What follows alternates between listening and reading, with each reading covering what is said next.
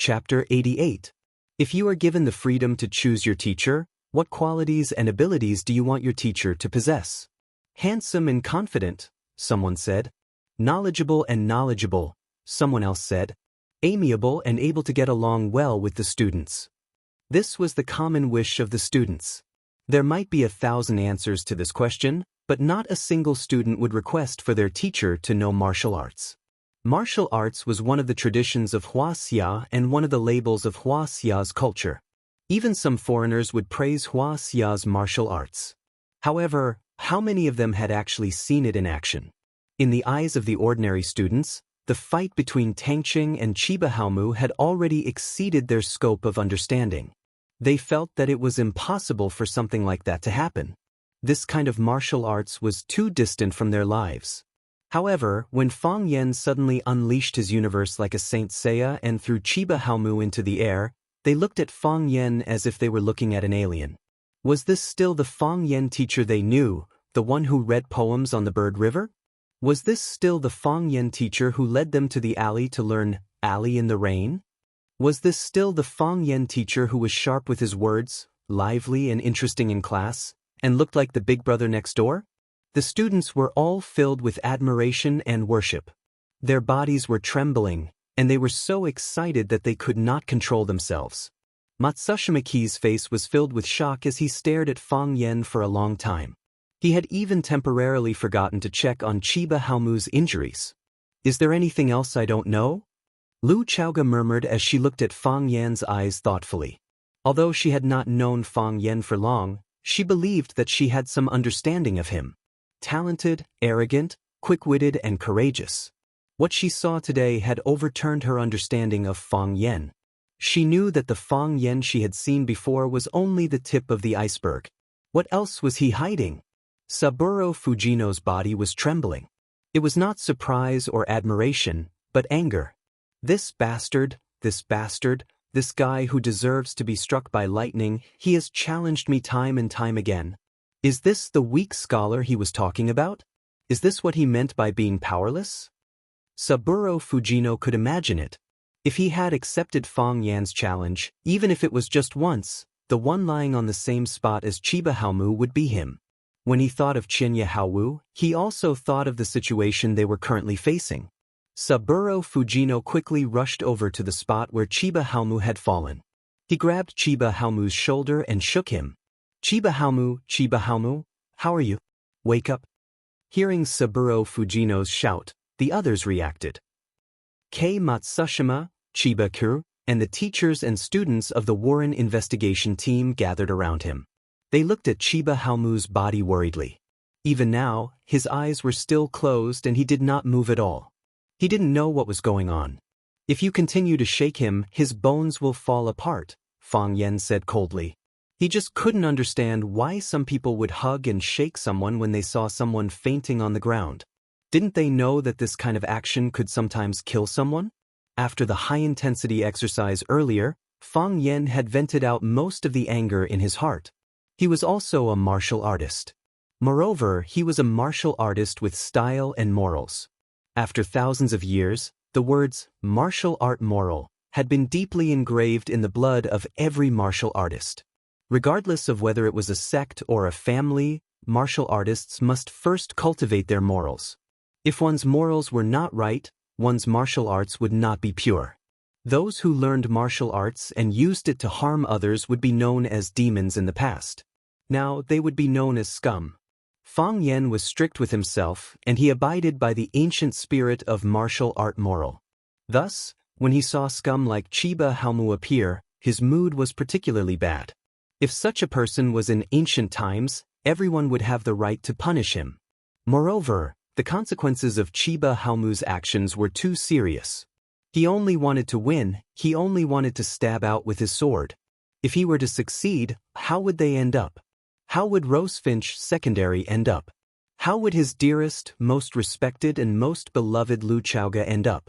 For a moment, Fang Yan's rationality was overshadowed by his anger. He gulped down a mouthful of saliva with the smell of blood. Thus, he spun, chased and sent him flying with a kick. Only by doing so would his heart feel better. Hearing Fang Yan's words, Fujino Suburo quickly loosened his grip on Chiba Haomu's shoulder. Fong Yen. Fujino Suburo shouted at Fong Yen. Fujino-sensei, do you want to reason with me? Fong Yen stared at Fujino Suburo with a sharp gaze and spoke in an unfriendly tone. Fujino Suburo was a little afraid of Fong Yen. Teacher Fong Yen. Matsushima Ki's voice was calm. However, it was clearly more intimidating compared to Fujino Suburo's shout. What happened to Chiba Haomu? If anything happens to him, you will bear all the responsibility. If he does not die, I will bear all the responsibility. If he dies, the school will bear all the responsibility, Fong Yen sneered. Similarly, if anything happens to my student, you will also bear all the responsibility. Fong Yen turned to look at Tangqing and asked, You have not fainted yet? Tangqing looked at Fong Yen with a confused expression. So many things had happened so suddenly that he was still in a daze. Wasn't it just a friendly match? How did it end up like this? Don't you feel dizzy and your internal organs are on fire? Don't you feel like you are about to faint? Fong Yen asked. Only then did Tangqing understand. He clutched his chest and shouted, My heart is in so much pain. I cannot take it anymore. I cannot take it anymore. Plop. Tangqing shamelessly lay down at the entrance of the building. His posture was very unsightly. Fong Yen pointed at Tangqing, who was lying on the floor, and said angrily, This was originally a match to deepen our understanding and friendship. Our side has always adhered to the principle of friendship first, competition second. We have always been respectful and modest, courteous and restrained. What did you do? Ambushing someone when the match is already over, what kind of behavior is that? This is a shameful behavior, a shameless behavior.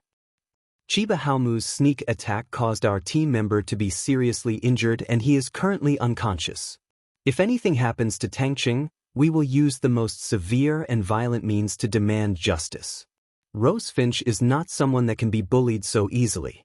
Saburo Fujino and Ki Matsushima exchanged glances and understood the meaning behind those words, fake injuries. They knew that Tangqing had deliberately lied down on the floor and his injuries were not that serious. However, if they insisted that Chiba Haomu's sneak attack caused Tangqing to be seriously injured and that he was still unconscious, there was nothing they could do. They could not just run to the sickbed and point at Tangqing and shout that he was faking injuries and that he was actually fine. Whether his body was injured or not, they could easily find out. Whether his head was injured or not, how could they be sure?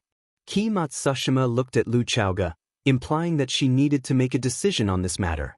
After all, this happened in Rosefinch's territory. Lu Chaoga looked at Fong Yen and said, Send the injured team member to the hospital for treatment? Fong Yen nodded and said, Of course. However, this matter is not over. When Tangqing opened his eyes, only Fong Yen was sitting beside him. The others had all left. Tangqing's injuries were not serious, but they were not light either. Although Chiba Haomu's sword did not pierce through his body, it did cut his flesh. If Fong Yen had not grabbed Chiba Haomu's ankle, the consequences would have been terrible. In addition, he had exercised too much in the afternoon. As he was undergoing one checkup after another, he unknowingly fell asleep. When he woke up again, his exhaustion disappeared and he felt much better. Don't be so fast. Fong Yen said. If Chiba Haomu is unconscious for 1 day, you will be unconscious for 2 days. If Chiba Haomu is lying here for half a year, you will be lying here for half a year and a day. We must endure longer than them. There is no need to do this, right? Tangqing said with a bitter face. If what Fong Yen said was true, Chiba Haomu would not recover after half a year. Would he really have to spend half a year on the sickbed? He felt that he would go crazy. Moreover, how could he pursue Qin Etienne while lying on the sickbed? If Qin Etienne was snatched away by another boy while he was lying on the sickbed, who would be responsible? He was a boy with dreams and goals. There were too many things for him to consider. Who am I? Fong Yen pointed at his face and asked. Fong Yen. Tangqing looked at Fong Yen with a puzzled expression. What was wrong with this guy? Did he not even know who he was? Teacher, the language teacher of class 9. No, I am your savior, Fong Yen said. You have to admit that if I did not save you today, You would not have the chance to open your eyes and see me. You would not have the right to breathe the air in this ward that is not considered fresh, let alone talk to me. Am I right? Tongqing's heart was extremely bitter. He owed Fang Yan a favor, a huge one. I beat up Chiba Haomu for you, right? Yes. Although I am not someone who expects others to repay favors, if Chiba Haomu does not recover, Wu Ren will definitely hold me responsible. If they hold me responsible, I will be in a lot of trouble. Of course, if your injuries are more serious than his, they will not have the right and face to trouble me. Tell me, how are you going to repay me for saving your life? If Chiba Haomu is in a coma for 1 day, I will be in a coma for 2 days. If Chiba Haomu is in a coma for half a year, I will be in a coma for half a year and a day, Tongqing said with a sad face. Fang Yan patted Tongqing's shoulder and said, as expected of my, Fang Yan's, student. When I first saw you, I felt that you are a good man who will never go back on your word. Chapter 89. Chiba Haomu did not stay in a coma for 3 to 5 days like Fang Yan had said. He woke up on the night of the accident. He opened his eyes and looked at the white ceiling with a dull expression. No one knew what he was thinking. Chiba Haomu sat beside Chiba Haomu, her beautiful eyes staring at him without blinking. Her face was calm and she did not appear particularly happy because he had woken up. Matsushima Ki and Saburo Fujino exchanged glances. Matsushima Ki then signaled Saburo with his eyes. Despite his reluctance, Saburo Fujino walked over to stand before Chiba Haomu and asked in a soft voice, "Student Chiba Haomu, do you feel better?" Chiba Haomu did not answer, as if he did not hear his teacher. Saburo Fujino turned to look at Matsushima Ki and continued, "If you feel any discomfort in your body, you must tell us immediately. We will find a doctor to check on you." Chiba Haomu still did not answer. Saburo Fujino quickly walked to Matsushima Ki and whispered, "Principal, Chiba Haomu's condition is not optimistic. Is there something wrong with his mind?" "Give him some time," Matsushima Ki said. She glanced at Chiba Haomu and said, "Teacher Fujino, let's go out first." "Okay," Saburo Fujino replied. Matsushima Ki patted Chiba Haomu's shoulder and said, "I will leave Chiba Haomu to you." Chiba Haomu stood up and bowed deeply to Matsushima Ki. Matsushima Ki sighed and said, "Don't worry. We will take care of this." It was late at night and the corridor was empty. It was abnormally quiet. Saburo Fujino closed the door and said angrily, "Principal, Rose Finch is too much of a bully. How can a teacher participate in a competition between students? It is one thing for a teacher to participate, but he also beat up a student. We must seek justice for Chiba Haomu. Otherwise, Wuren Senior High School's reputation will be tarnished. How can we face our peers at Wuren Senior High School?" Matsushima Ki nodded. "Then, Teacher Fujino will seek justice for Wu Ren." Principal Matsushima Ki. Saburo Fujino looked embarrassed. He was just an ordinary teacher in the delegation. He was not on the same level as Rosefinch Secondary. Only Matsushima Ki, the leader of the delegation, was qualified to negotiate with Rosefinch on behalf of Wu Ren. If he stepped forward, he would not have a legitimate reason to do so, and Rosefinch would not take him seriously. Matsushima Ki was in a bad mood. He also knew that it wasn't the time to be angry with his subordinates, so he explained, "I'm afraid this matter is a little troublesome." "What's so troublesome about it?" Saburo Fujino was unconvinced. However, the tone of his voice was clearly much lower. "Fang Yan is Vermilion Bird's teacher. He severely injured Wu Ren's student in front of so many people. That's right, we'll let Qinya Haowu lie on the bed. We will not leave until they give us an apology, a satisfactory answer, and compensation sufficient to make up for our physical and emotional wounds. If it really doesn't work, we can make things worse. I want to see if they can withstand the pressure from society and the international community. It would be good if things were that simple." Matsushima Ki shook his head. "Chiba Haowu violated the rules first, stabbing us in the back. They have something to use against us. That teacher surnamed Fang is too cunning. I fear that they are the ones who will not let this matter rest." "Principal, you mean to say, not only will they not admit their mistake, they will also cause trouble for us. Based on your understanding of them, what do you think? Matsushima asked. Saburo Fujino thought back to how he had interacted with Fang Yen and nodded with certainty. They will definitely do that. However, none of their team members were injured. What reason would they use to cause trouble for us? Some of our team members were injured. That is a fact that everyone knows. How do you know that none of their team members were injured? Chiba Hawu did not stab him at all. He was standing there perfectly fine, but he also fainted on the spot. That was a trick. Saburo Fujino was unable to continue. If they can trick, why can't Rosefinch do the same? Besides, what evidence do you have to prove that Rosefinch is cheating? Let's reconcile, Matsushima said.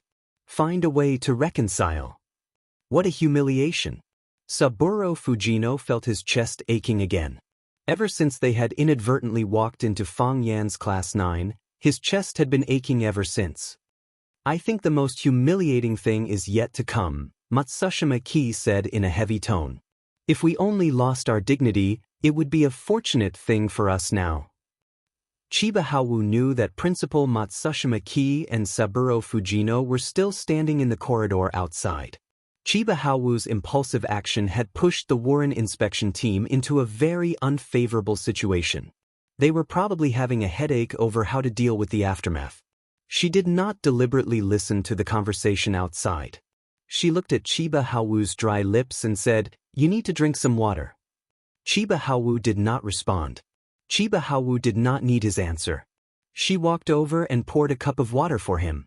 Then, she used a spoon to feed him. Chiba Hawu only swallowed. There was no expression on his face. "What do you want?" Chiba Hawu asked softly. "Is it just victory?" "If father knew what you did, he would definitely feel ashamed of your actions," Chiba Hawu said. Chiba Hawu finally reacted. A flash of sadness flashed across his eyes. Then it was replaced by anger. He pointed at the door of the ward and said, "Get out." Chiba Hawu did not go out. She scooped another spoonful of water and fed it to Chiba Hawu. Then, she said, "Since you were young, the person you admired the most was father. Although you've never said it, I can see it in your eyes. You have talent and you work harder than anyone else. You want to catch up to him and even surpass him. No one will doubt this, even I firmly believe this. You will definitely be able to do it. You will become a better swordsman than father. I don't understand swords. I only understand tea. However, I believe that everything in this world is connected. If you don't wash your hands clean, then the tea you brew will definitely have a strange smell. It's the same with swordsmanship. If you don't wash your heart clean, then your swordsmanship will no longer be pure." "Are you teaching me a lesson?" Chiba Hawu sneered. "Teaching your failed brother a lesson? Tell him how much of a failure he is? Some people can never reach the pinnacle of swordsmanship in their entire lives. But because he is impatient for success. It's just like brewing tea. If the water isn't boiling, the tea will be green. If it's boiling for too long, the tea will be astringent. Little brother, I just want to tell you not to do inappropriate things at inappropriate times. You don't understand a swordsman's pursuit of the highest swordsmanship. You don't understand a swordsman's thirst for victory," Chiba Hawu said fiercely. "You won't understand." "I understand. How can I not understand?" Chiba Hawu's voice was gentle and soft as if she would never be anxious. "I also want to brew the best tea in the world. I also want to win. Who likes the feeling of failure? But I'm willing to wait. I believe that I can do it and one day I will. So, I don't mind giving myself more time. What I'm pursuing is different from what you're pursuing," Chiba Hawu said. "What I want is to win every match. I won't allow myself to fail." "But you still lost," Chiba Hawu said. "You should know that there's still a gap between you and your opponent. Even that swordsman named Tangcheng can't compare to you in terms of composure and magnanimity, let alone that teacher who stopped you." Chiba Hawu closed his eyes in pain. Fang Yen, that demon-like existence. He was like a giant with infinite strength, while Chiba Hawu was only a short and ugly dwarf. He was completely powerless before him. Why? Chiba Hawu clenched the bedsheet tightly.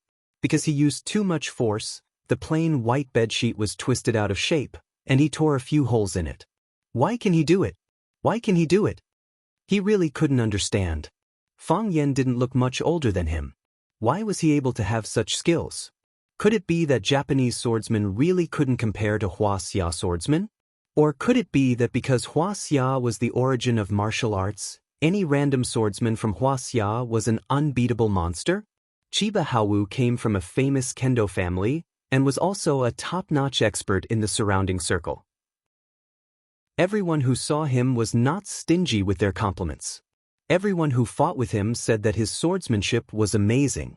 Other than his father, who did not praise him, everyone said that his future was limitless. He was proud, but he was also impatient. He knew that his father didn't praise him because he wasn't good enough. He wanted to conquer everyone, including his father. During this trip to Hua Xia, he first met Tang Qing, a well-matched opponent, and then he met Fang Yan, a superhuman teacher. In the same class, there were already 2 people who could defeat him. Then, how many experts did Hua Xia have? When he thought of the answer to this question, he felt a chill run down his spine. Chiba Haowu gently stroked Chiba Haowu's tightly furrowed brows, trying to calm them down a little. She said, "If you have too many things on your mind, your hand that holds the sword will become heavier. Let go of your burdens and become a true swordsman.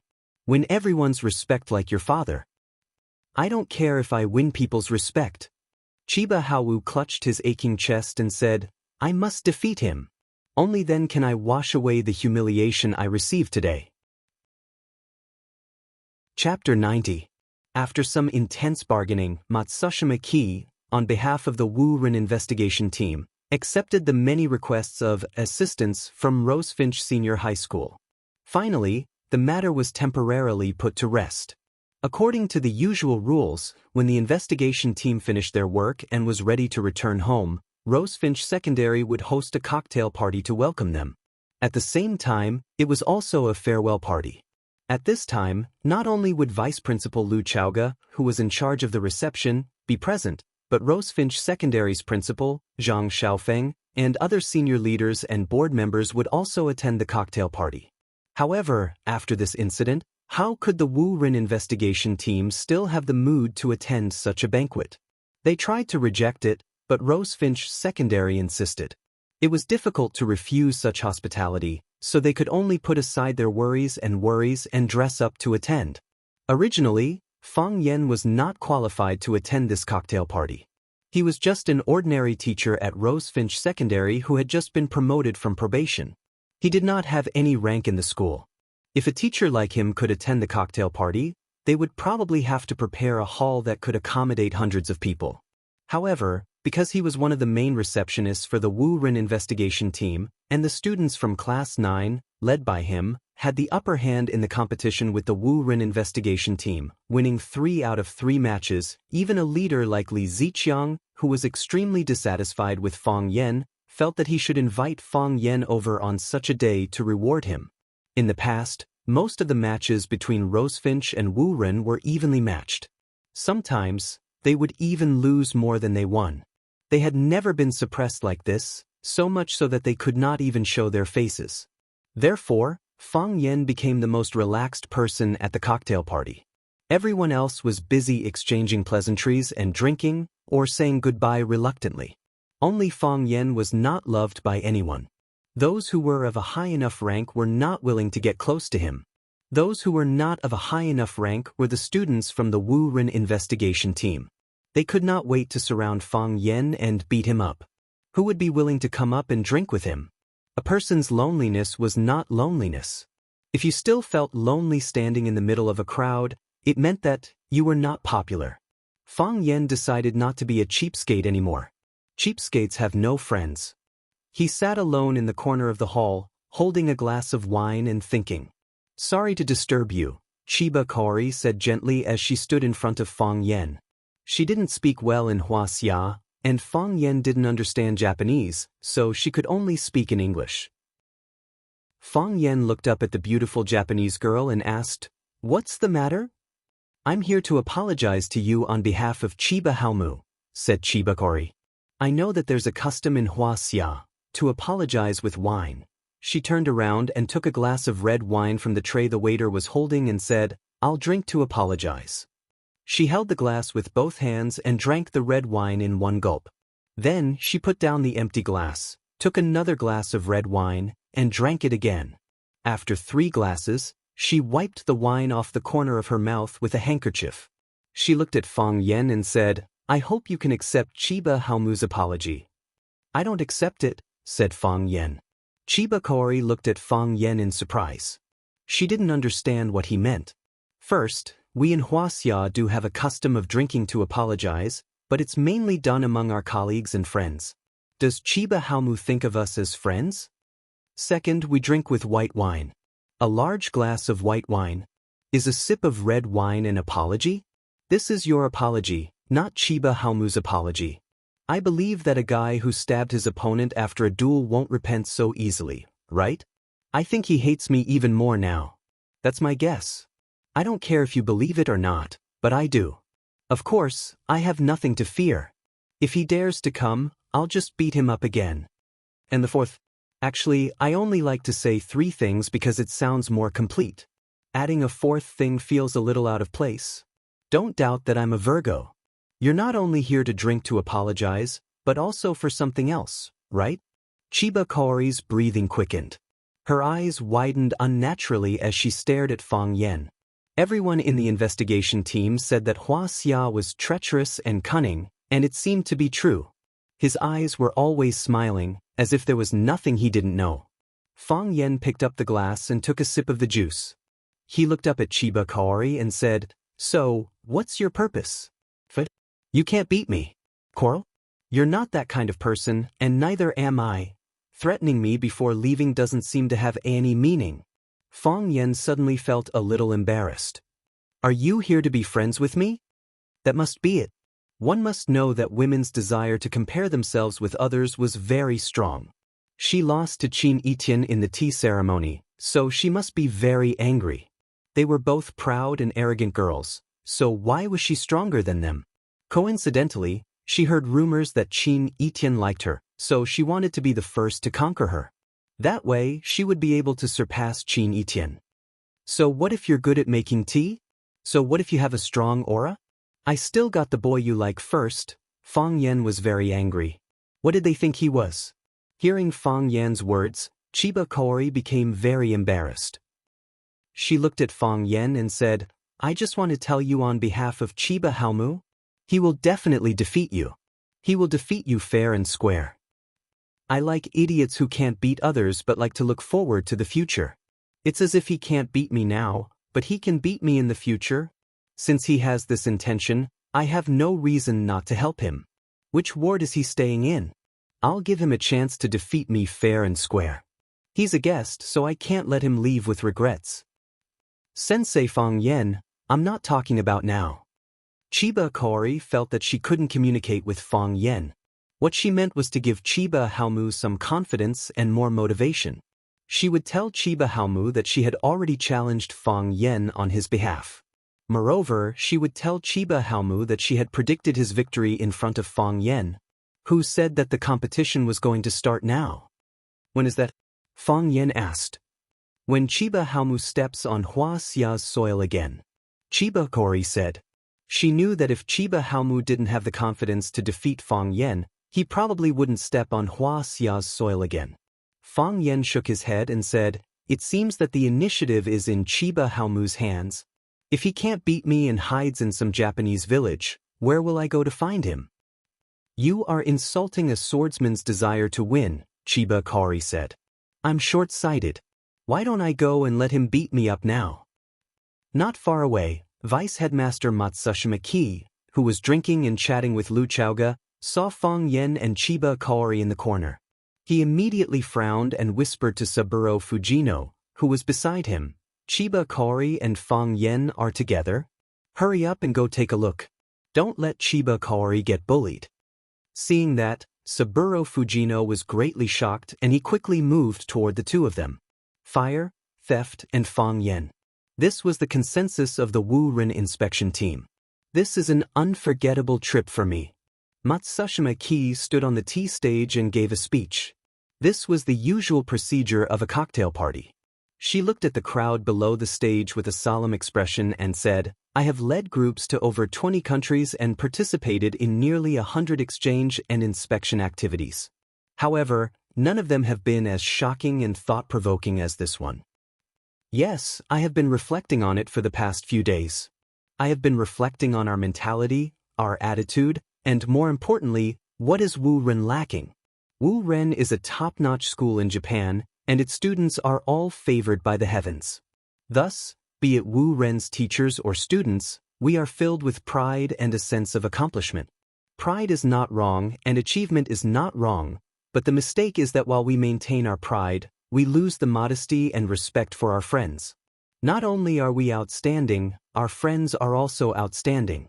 Rosefinch Secondary has proven this point with its 3 victories.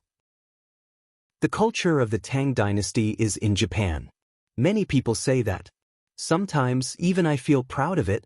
I thought that it was us, Japan, who had preserved and developed the culture of the Tang dynasty in Huaxia. We have a heart that cherishes and passes down our traditional culture. However, this time, I found out that it is not the case. We package our culture and display its essence to the world. However, this culture has been integrated into the lives of the people of Huaxia. This is too common for them. However, when there is a challenge, when the country needs it, countless outstanding people will step forward to fight for dignity, to fight for victory. We have witnessed all of this with our own eyes. We have lost. We have lost our dignity, Matsushima Ki said with incomparable honesty. We have also won. Me, my students, and every member of our Wu Ren inspection team, we have learned to reflect. We have a humble and unyielding determination. I believe in my students. I believe in my colleagues. I will bring back the defeat of these 3 matches as the greatest gift. The applause was thunderous. Sitting on the plane to Japan, all the members of the Wu Ren inspection team heaved a sigh of relief. Huaxia is too scary, someone said. That's right. Chiba Haomu is invincible, but he was defeated by them. Any random teacher is so powerful. Is their school full of such masters? Chapter 91. The happiest person was Tangqing when the Wu Ren investigation team left. He jumped up from the bed excitedly and said, They really left? Chinya Haowu left too? They left. Qin Yitin sat on the chair and was peeling an apple in her hand. Her movements were very skillful, and the whole piece of apple skin became a piece. It looked very beautiful as it hung in the air. That's great. If Chinya Haowu is fine, I won't have to lie in bed for half a year, Tangqing said happily. He had been worrying about this matter for the whole day yesterday. If Chinya Haowu really stayed in Huaxia and didn't leave, then his life would be ruined. He did not want to spend his youth lying in bed in a vegetative state. He did not expect that in just one day, Chinya Haowu would return to the country, and Qin Yitin, whom he could not forget, would take the initiative to visit him. Was there anything more blissful than this? Half a year? Qin Yitin raised his eyebrows and quickly understood. Fang Yan asked you to do it? Fang Yan Sensei was worried that they would go back on their word. So you guys decided to go back on your word first? I did not. Tangqing quickly explained. He was worried that Qin Yitin would think that he was a dishonest boy who liked to play tricks. He said, Sensei Fang Yan asked me to do it. I had to do it. Fighting poison with poison is indeed a good idea, Qin Yitin said. At least, this is the best way to deal with those who do not keep their word. Tangqing felt a little upset in his heart. Why was Qin Yitin always praising Fang Yan's teacher when it came to him? She was not a girl who liked to praise others.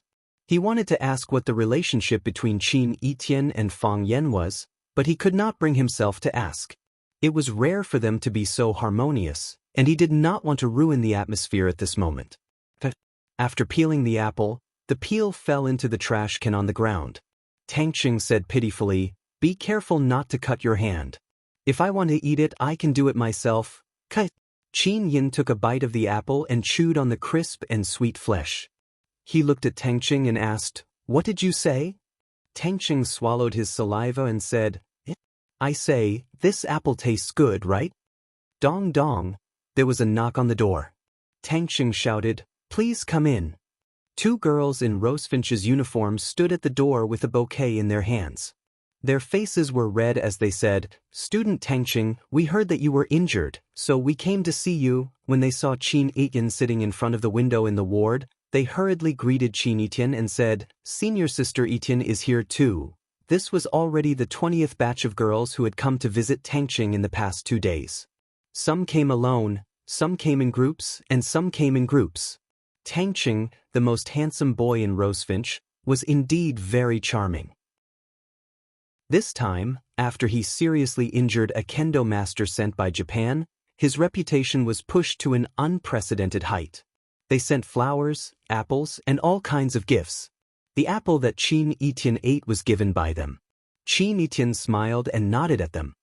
He stood up from the chair and said to Tang Xing, "I still have something to do, so I'll leave you in the care of my junior sisters."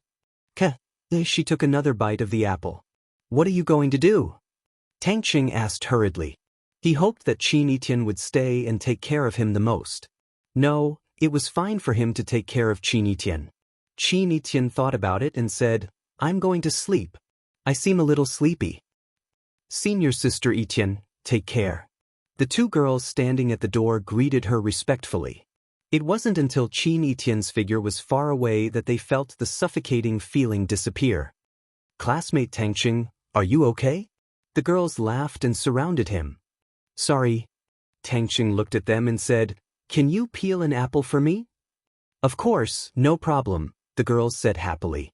After all, not everyone had the opportunity to peel an apple for the most handsome boy in school.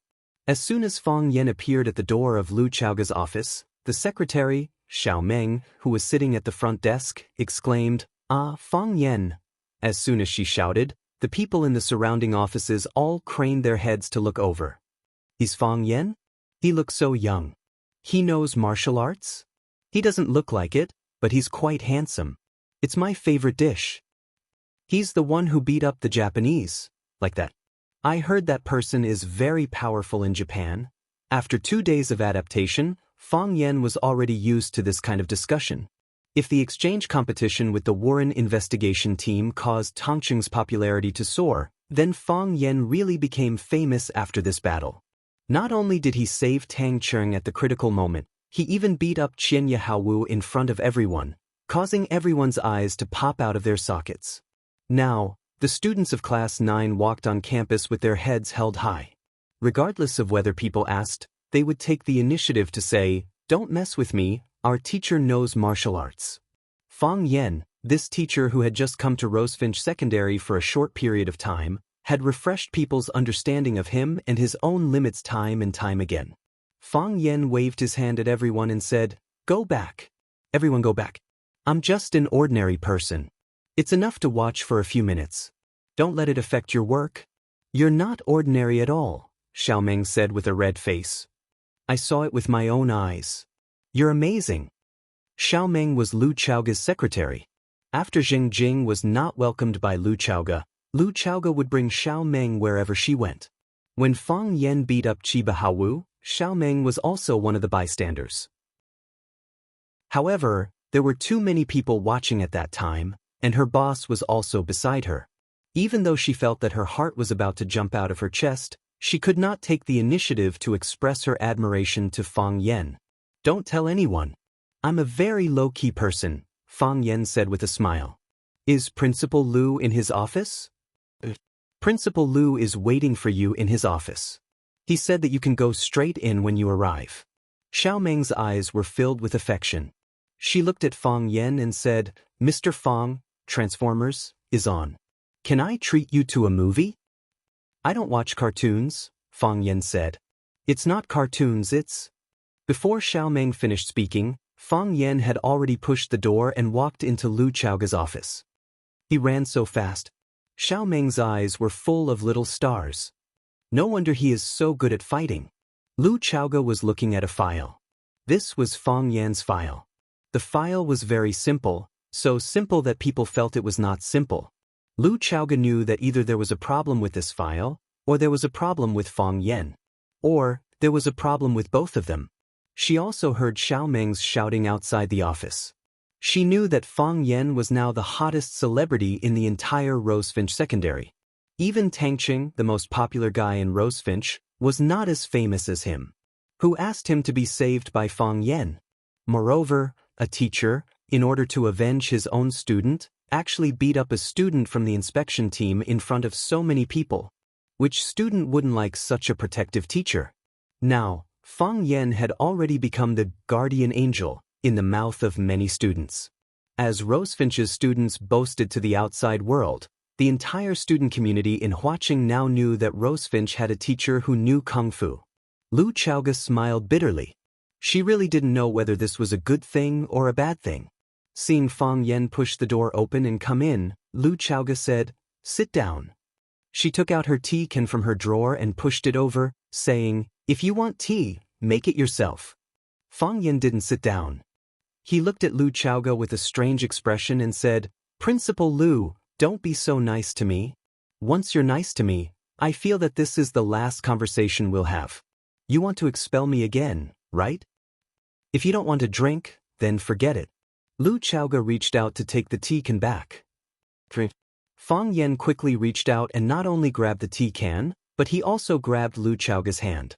Lu Chaoga's ears were slightly red, and she looked at Fang Yan with a sharp gaze. What she meant was, "Hurry up and let go of my hand."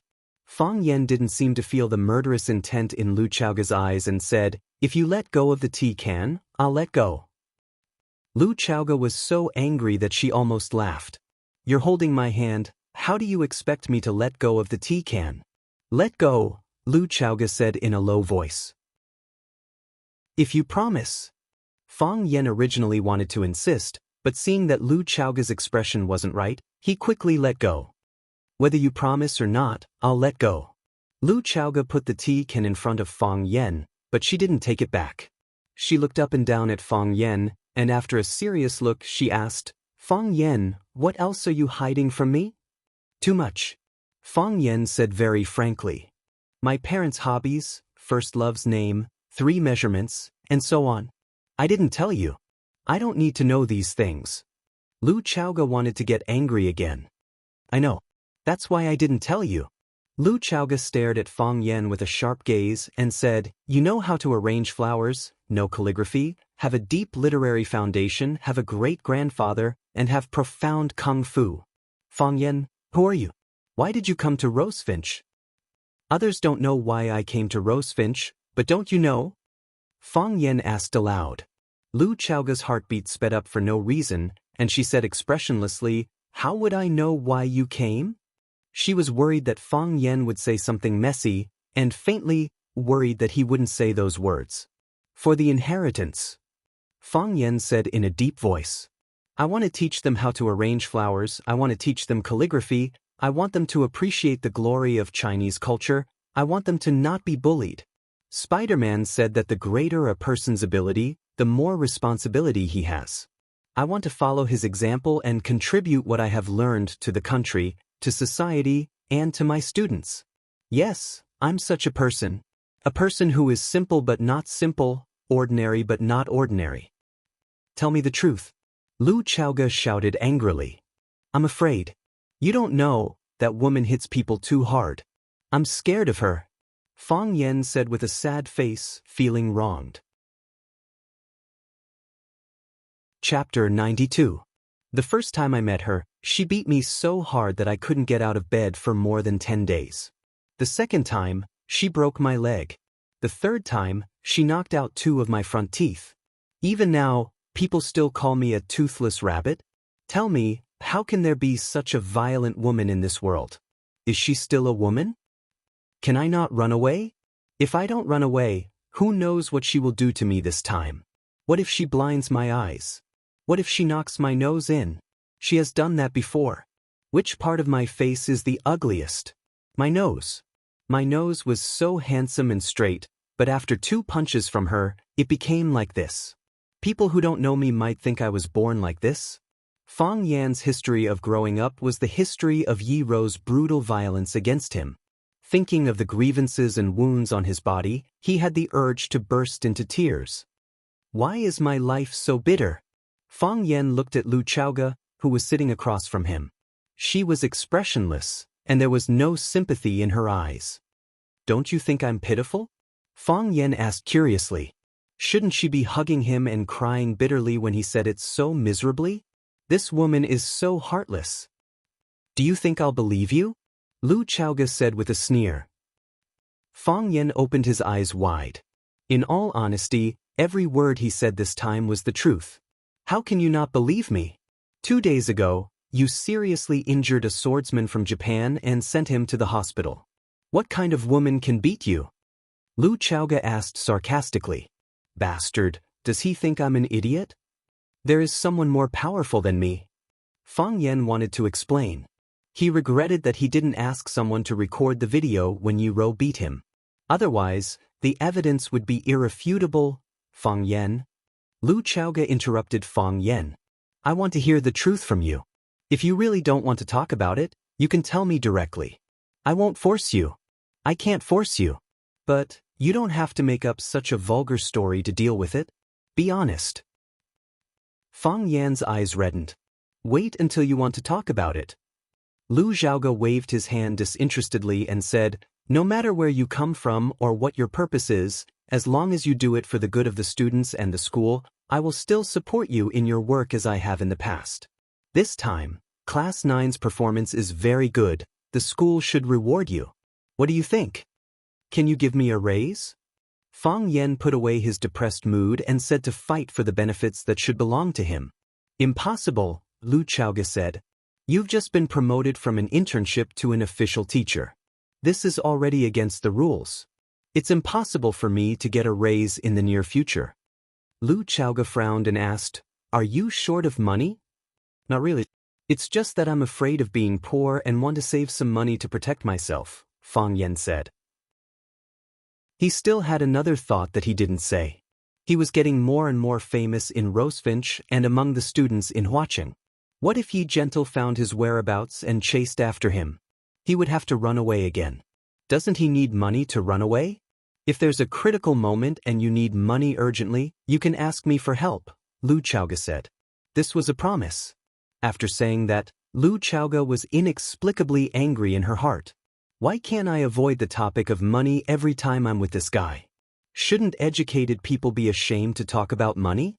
Thank you, Principal Lu. I knew we're on the same side. Fang Yen was overjoyed. What's the best way to test the friendship between friends these days? Borrow money. No matter how much it is, if someone is willing to lend money to you, it means they treat you as an important friend. According to previous practice, the school can allocate a portion of the funds for you to go on a trip. Lu Chaoge said. That's fine.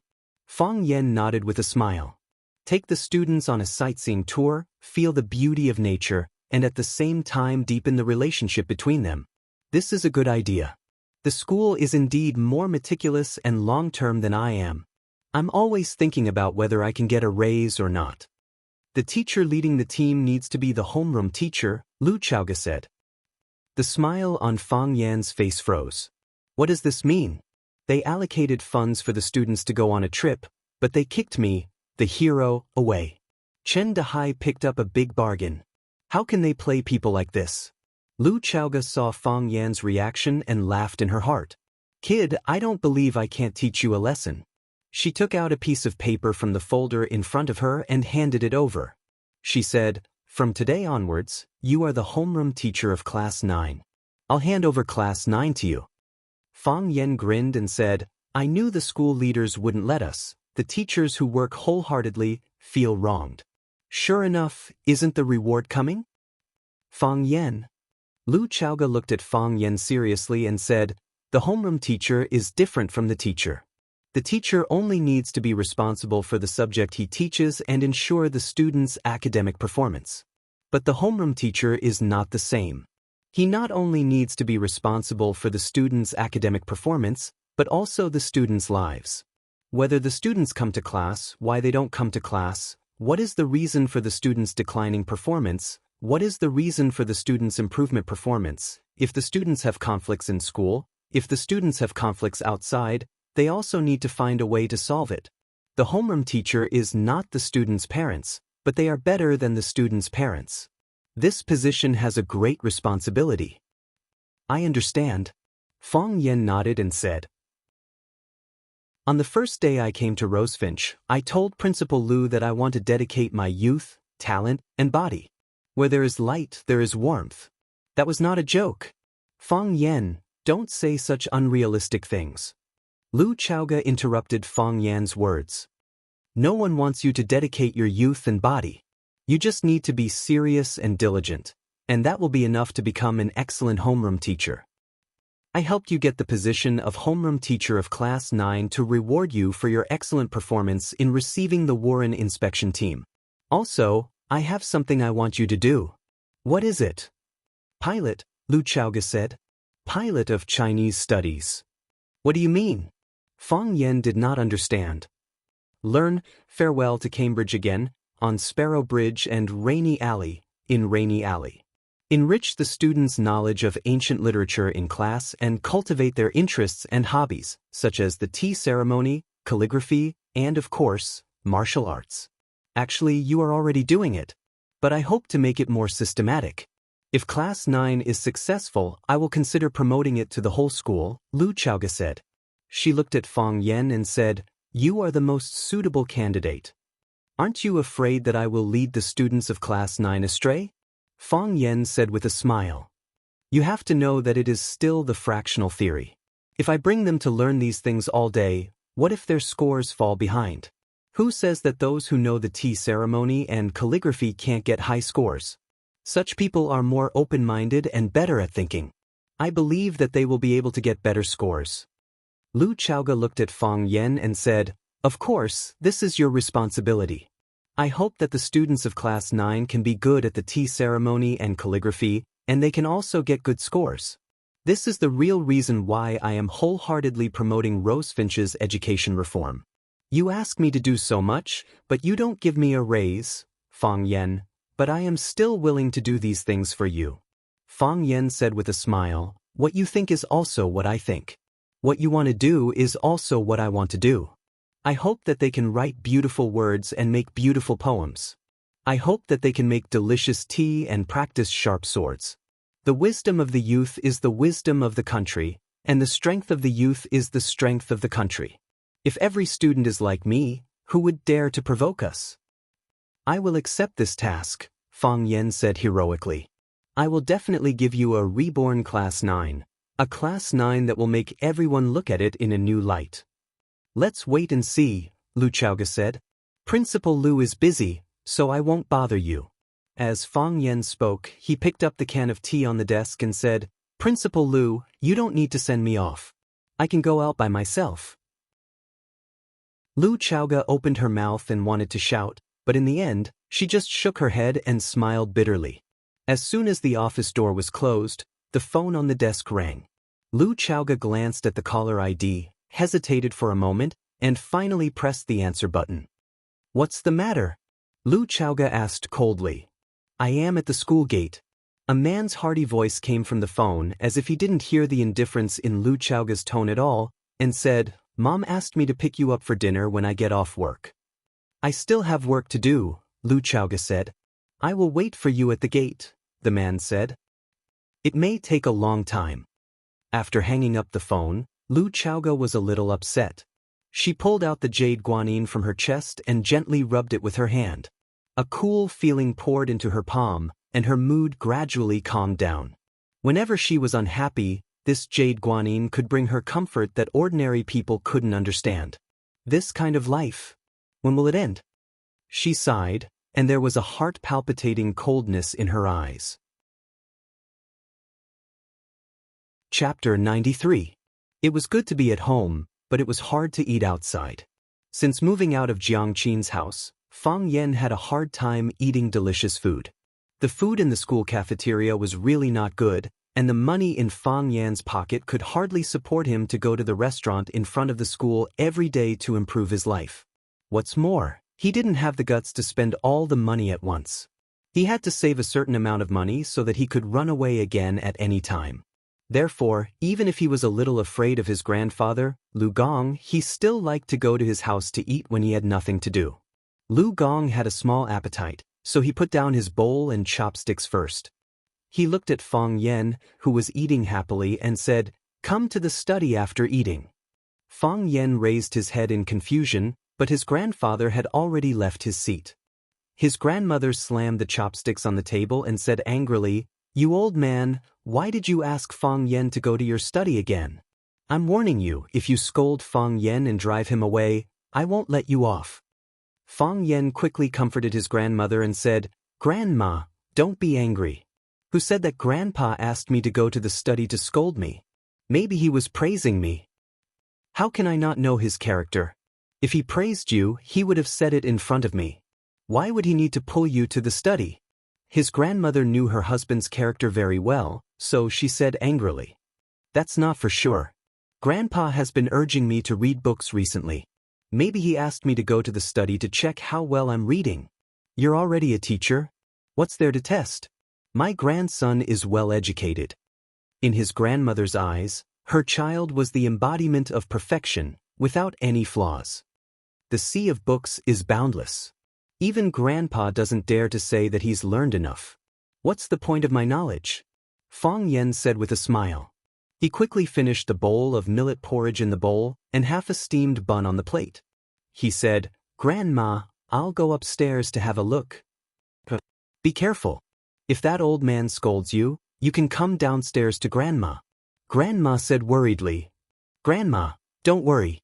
Grandfather won't make things difficult for me," Fang Yen said with a smile. When Fang Yen walked into the study, his grandfather was standing in front of the table writing. Every day, he would write for 2 hours, an hour in the morning and an hour in the evening.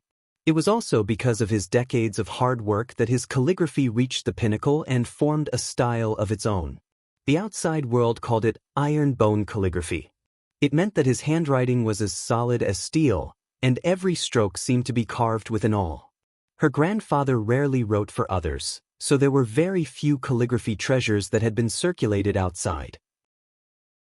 However, in the black market, each word could be sold for a sky-high price of hundreds of thousands to millions of words. Grandpa was one of the few calligraphers in Huaxia who valued their works according to their calligraphy. Even some of the top international masters still valued their works according to the ruler. It couldn't be helped. Who asked the former prime minister to personally ask him for his calligraphy and said, "If you get an iron bone calligraphy, it can be a family heirloom?" Therefore, after Du Qing got his grandfather's calligraphy, he cherished it. He personally visited his grandfather to give him a brush fee, which was also to express his gratitude and the importance he attached to this matter. Yachu. On the white xian paper, these 2 big characters were written neatly. Grandpa's brush was very heavy. At first glance, it seemed that the ink had soaked the thin xian paper and burned 2 big holes. However, when you picked up the xian paper, you would find that the 2 characters were intact. The characters were still on the paper, and the paper was still intact. The brush was heavy, and the brush was light. Grandpa's grasp of strength tended to be perfect. Seeing his grandfather put down the brush, Fang Yen quickly handed him a clean towel and praised loudly, "Good calligraphy. The strength penetrated the back of the paper, making it hard for me to breathe." "You won't be able to breathe?" Lu Gong didn't respond to Fang Yan's words. Even when Fang Yen deliberately made a low-level mistake while praising, he pretended not to hear it. "You're very famous in Rosefinch." Fang Yen chuckled and said, "What did Grandpa hear? You used your family's martial arts to seriously injure someone and send him to the hospital. What do you think I heard?" Lu Gong stared at Fang Yen sternly and said, "What did you promise me back then?" "I said that I wouldn't easily use force." "Grandpa, you don't know what happened that day. If you knew, you would also beat that Japanese up," Fang Yen explained. Lu Gong stared at Fang Yen for a while, then nodded and said, "That's true." Fang Yen felt that the old man was a little strange today. He was stubborn and stubborn. Once he made up his mind, even 9 bulls couldn't pull him back. When did he become so easy to talk to? "Grandpa, are you okay?" Fang Yen asked carefully. "What can happen to me?" Lu Gong said with a straight face. "You're not angry?" "Why would I be angry? I hit someone. Chowga has already explained the cause of the incident to me. Otherwise, Do you think I would let it go easily? Lu Gong said with a cold snort. Chaoga? Headmaster Lu? Fang Yen looked at Lu Gong thoughtfully and said, Are you familiar with her? Who do you think invited Chaoga back? A rare smile appeared on Lu Gong's face. Obviously, this was something that made him very proud. You invited Lu Chaoga back? Brat, you have no respect for your elders. You have to call me Headmaster Lu. Lu Gong scolded. Fang Yen thought that Lu Chaoga was only a few years older than him, so why couldn't he call her Lu Chaoga? There was a reason for this incident, so I won't pursue it. But have you thought about it? You're so famous now, and you've exposed your skills. Don't tell me the Yi family didn't notice? Your mother called several times to ask about it, and your grandmother covered it up. You running away from home is such a big thing. Don't tell me they really didn't investigate? Do you think they really don't know you're in watching? Fang Yan's heart was a little cold. He said, I also thought about it. Knowing is one thing. But I've already run away. They don't have to come and drag me back, do they? I'm so disappointed. Why would they drag you back? Lu Gong said. Revenge breeds revenge. When will it end? What era is it now? Is it still fashionable to fight and kill? Fang Yan, I'm very happy that you came to Flower City to look for me. Since the path of martial arts was blocked, he would continue on the path of teaching and educating people. As long as you can settle down, I believe that you will also achieve extraordinary results. Grandpa, what have I become in my teacher's line of work? He's still a teacher. Coming out of his grandfather's villa, Fang Yen felt a little depressed. It was as if Yi Ro would suddenly jump out from the grass on the side of the road and say, Fang Yen, guess who I am?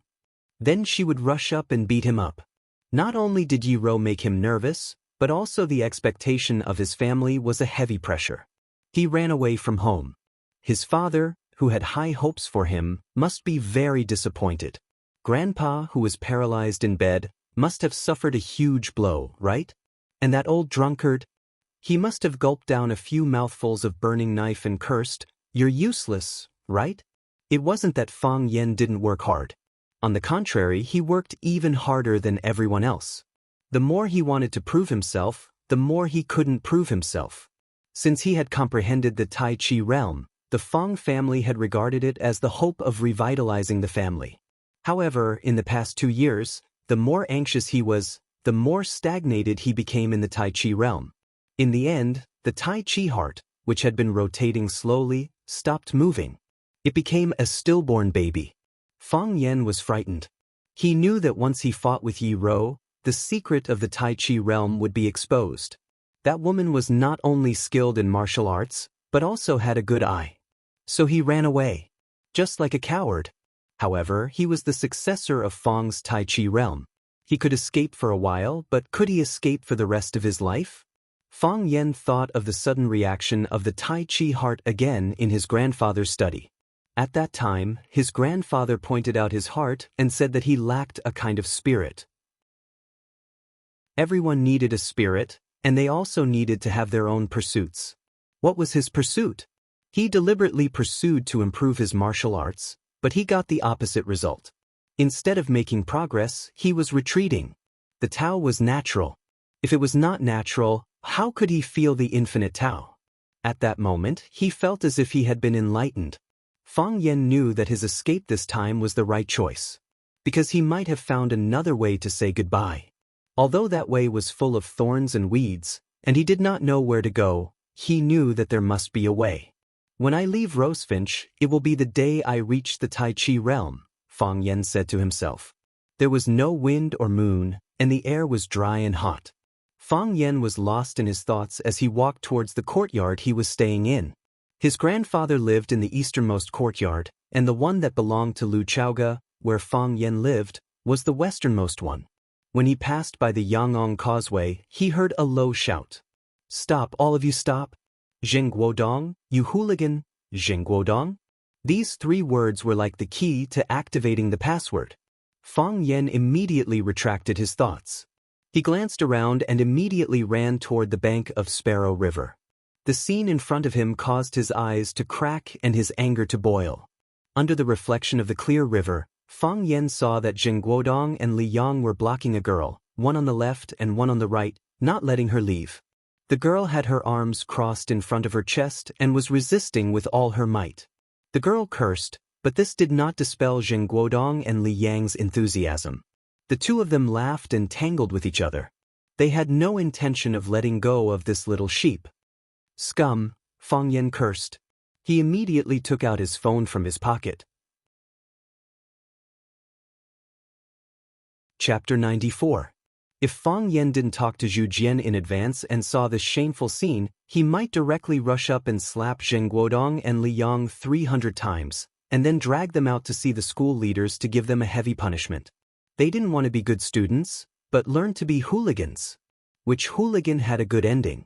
However, he already knew the real reason why his predecessor, Zhu Jian, was expelled from the school. Naturally, he couldn't repeat the same mistake. Therefore, he had to guard against Zheng Guodong and Li Yang. Fang Yan turned on the video function of his mobile phone, but the crime scene was dark. There was no usable image on the mobile phone. It didn't matter if there was no image as long as there was sound. With sound, at least Fang Yan could prove himself clearly. No matter how the subsequent plot developed, Fang Yan could be in an invincible position. Fang Yan felt that he was really 2F** king smart. Fang Yan, you bastard, you beast? Don't come over, don't come over. The girl suddenly raised her voice and shouted. Fang Yan's expression froze, and the mobile phone in his hand almost fell to the ground. What was going on? What made him vomit blood was that Zheng Guodong and Li Yang, who were trying to take off the girl's clothes like hooligans, turned into the embodiment of justice and the messenger of purity. Zheng Guodong blocked the girl with his body and shouted, Fang Yan, don't come over. I'm telling you, as long as I, Zheng Guodong, am here, you can't hurt Su Xia. Su Xia? Who is Su Xia? Fang Yan felt very wronged. He didn't know her at all. Li Yang became more arrogant. He didn't know when a wooden stick appeared in his hand. He waved the wooden stick in his hand in the air and shouted, Fang Yan, don't think that you can do evil just because you are good at martial arts. I'm telling you, unless I, Li Yang, die and you step over my dead body. Otherwise, don't think about hurting my girlfriend. Girlfriend? Su Xia is Li Yang's girlfriend? Fang Yan understood. This was a trap that saw him as the prey. Their target was him. They wanted to ruin his reputation and expel him from the school.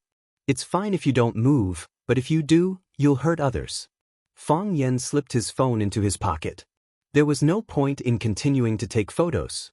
All that was left was his criminal record. No, a pending criminal record.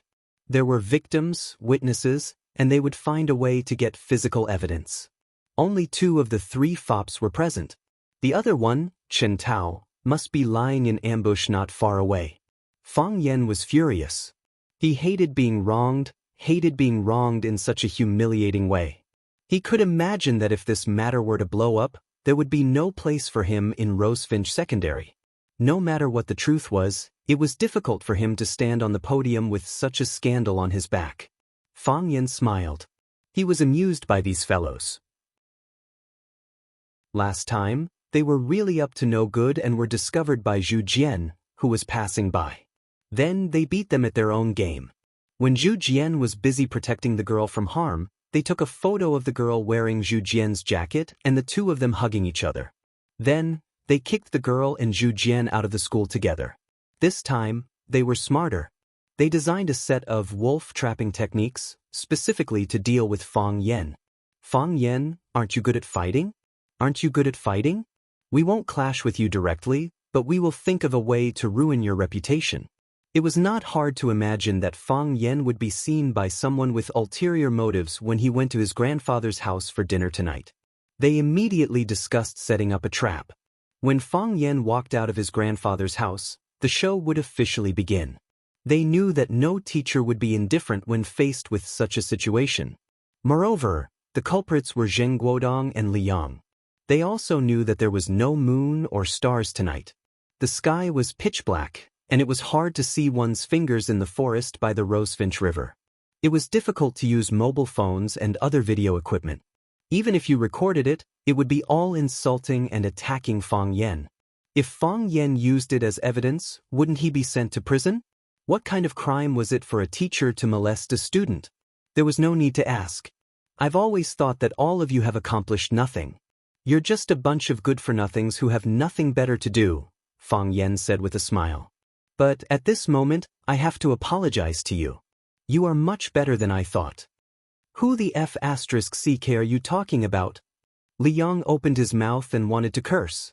Fang Yan's words were too harsh. His little heart couldn't take it. Zheng Guodong grabbed his arm and shook his head at him, signaling him not to be impulsive and to proceed according to the script they had arranged. Look at this idea, look at this setup, look at this acting. You look like professional actors. No, even some professional actors are not as professional as you. You must have put in a lot of effort, right? Fang Yen, what are you talking about? So what if you are a teacher? Can a teacher molest a female student? Do you have any humanity? Do you have any shame? Zheng Guodong was very immersed in the role, pointing at Fang Yen and scolding. It's a pity that you are not bad guys. Fang Yen said. What makes me happy is that you chose the right way to say goodbye. Being 1099% bad guy.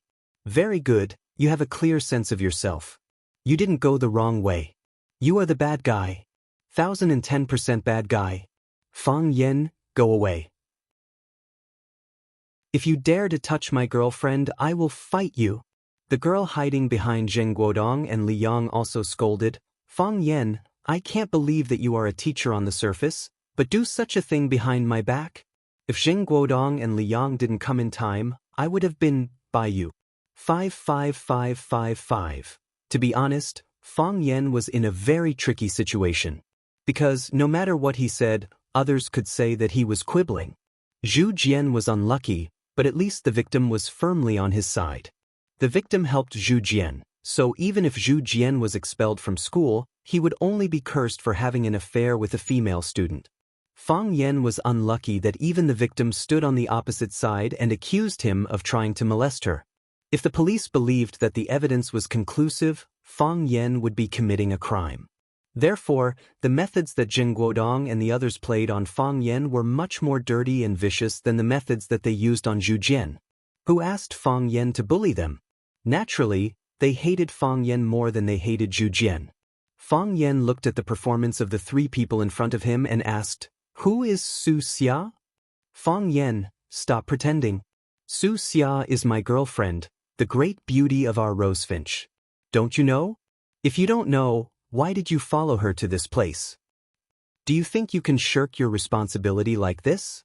We will definitely report to the school and make them expel a dirty teacher like you. You are the scum of the teachers. Why do these lines sound so familiar? Fang Yen thought about it seriously and finally understood. These words were originally said to Zheng Guodong, Li Yang, and Qin Tao. He didn't expect that these three scumbags would successfully counterattack, and now they could openly return these words to Fang Yen without changing a single word. From this aspect, Fang Yen was indeed a very successful teacher. Do you think that I will be unlucky just because you found a woman to be your accomplice? Fang Yen said with a sneer. Did I touch her? Who saw me touch her? I was a few meters away from her. Don't you think your acting is too much? Do you think that by recording your voices of scolding me, it will prove the fact that I tried to molest that person? Don't you think it's too simple? Also, the sky is so dark. I'm afraid that Qin Tao's phone can't record this scene, right? Could it be that he has more advanced equipment? In order to put on this big show, to drive me out of the school, to send me to prison, are you willing to pay a lot of money? Okay, the show is over. Fang Yen waved his hand and walked toward Zheng Guodong and Li Yang step by step. I can talk to you, but I can't say that I can't kneel to you. Let's do something practical. Zheng Guodong shouted even more vigorously and shouted at the top of his voice. Fang Yen, don't you dare.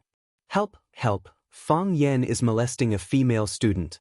The girl's voice was even more shrill and miserable. She shouted with a sobbing tone, If you dare to come over, I will die in front of you. Fang Yen, I will not let you go even if I become a ghost. Li Yang waved the wooden stick in his hand vigorously and shouted loudly, If you come over, I will beat you to death. I will beat you to death. This is self-defense. The police will not arrest me. The wooden stick was in Fang Yan's hand. Fang Yan's right hand was holding one end of the stick. No matter how hard Li Yang tried, he could not pull the stick out of Fang Yan's hand.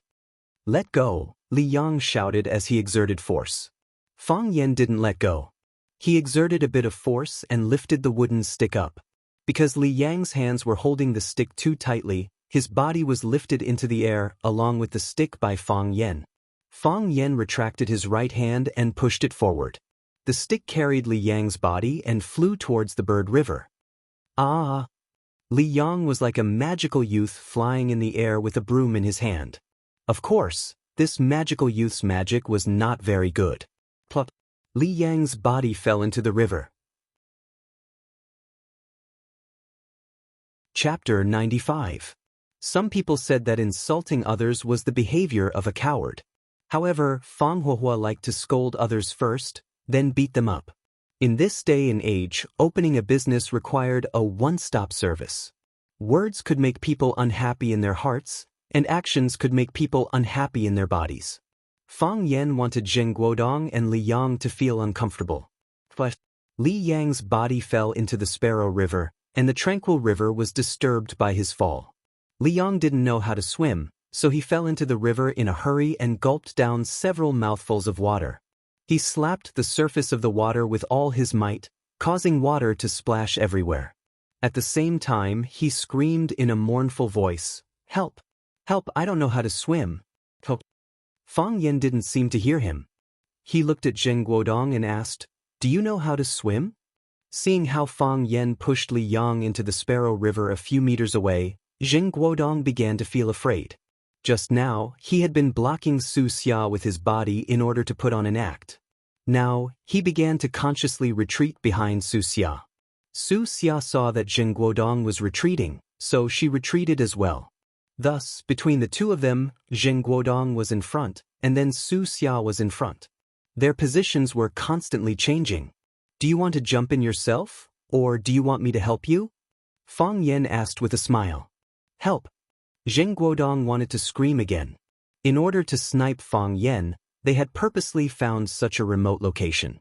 This was also the reason why no one came to them even though they were screaming. However, the teachers' living quarters were only so big. As long as they shouted even louder, someone would definitely come to them. When Li Yang fell into the water, someone might have already heard the sound. Zheng Guodong had just opened his mouth when he saw Fang Yan disappear in front of him. His brain was still trying to figure out where Fang Yan was when he realized that his body was no longer under his control. Su Xia also lost control of his body. Their feet left the ground as they were dragged by Fang Yan single-handedly towards the bank of the Sparrow River. Thump! Fang Yan exerted force with his hands and both of them fell into the Sparrow River at the same time. When Li Yang saw Zheng Guodong falling into the water, he shouted even louder, "Master? Zheng, save me! I'm drowning! I don't know how to swim." Zheng Guodong was filled with anger. He stood up from the river and scolded, "Idiot, stand up! Why don't you go and die?" The Sparrow River was not deep. With Li Yang's height, as long as he stood steadily, the river water would only reach his chest. It was impossible for him to drink water. But because he was too nervous, he kept plopping in the river and drank several mouthfuls of muddy water. When he heard Zheng Guodong's reminder, Li Yang stopped struggling and stood straight in the river. Fang Yan squatted on the bank of the Sparrow River and looked at Zheng Guodong, Su Xia, and Li Yang, who wanted to climb up but did not dare to approach Fang Yan. He chuckled and said, "I'll give you a brain teaser. Whoever answers it correctly can go ashore." Many people feel that they look better after washing their hair. But no one answered. Zheng Guodong was unwilling to answer, and Li Yang did not know how to answer. Su Xia thought for a moment and said, "That's because people feel refreshed and their hair is soft. That's why they feel that they look better." Fang Yan shook his head and said, "That's because their brains are filled with water." "The three of you didn't answer it correctly, so you can only continue soaking in the river," Fang Yan said with a smile. Fang Yan. Zheng Guodong was both angry and humiliated. If he could beat Fang Yan? Nonsense. If he could beat Fang Yen, he would have beaten Fang Yen to death a long time ago. There was no need for him to think about it like this. He had used tricks and acted, and he had even been pushed into the river. I know you hate me, Fang Yen said with a smile. So what? You can't beat me anyway. My dad will definitely avenge us. He won't forgive you. Fang Yen looked at Li Yang, who was threatening him, and said, Your dad can't beat me either. I can beat your whole family, Fang Yen continued. Let your dad, mom, uncles, aunts, grandpa, and grandma come at me together. Of course, I'm a cultured man.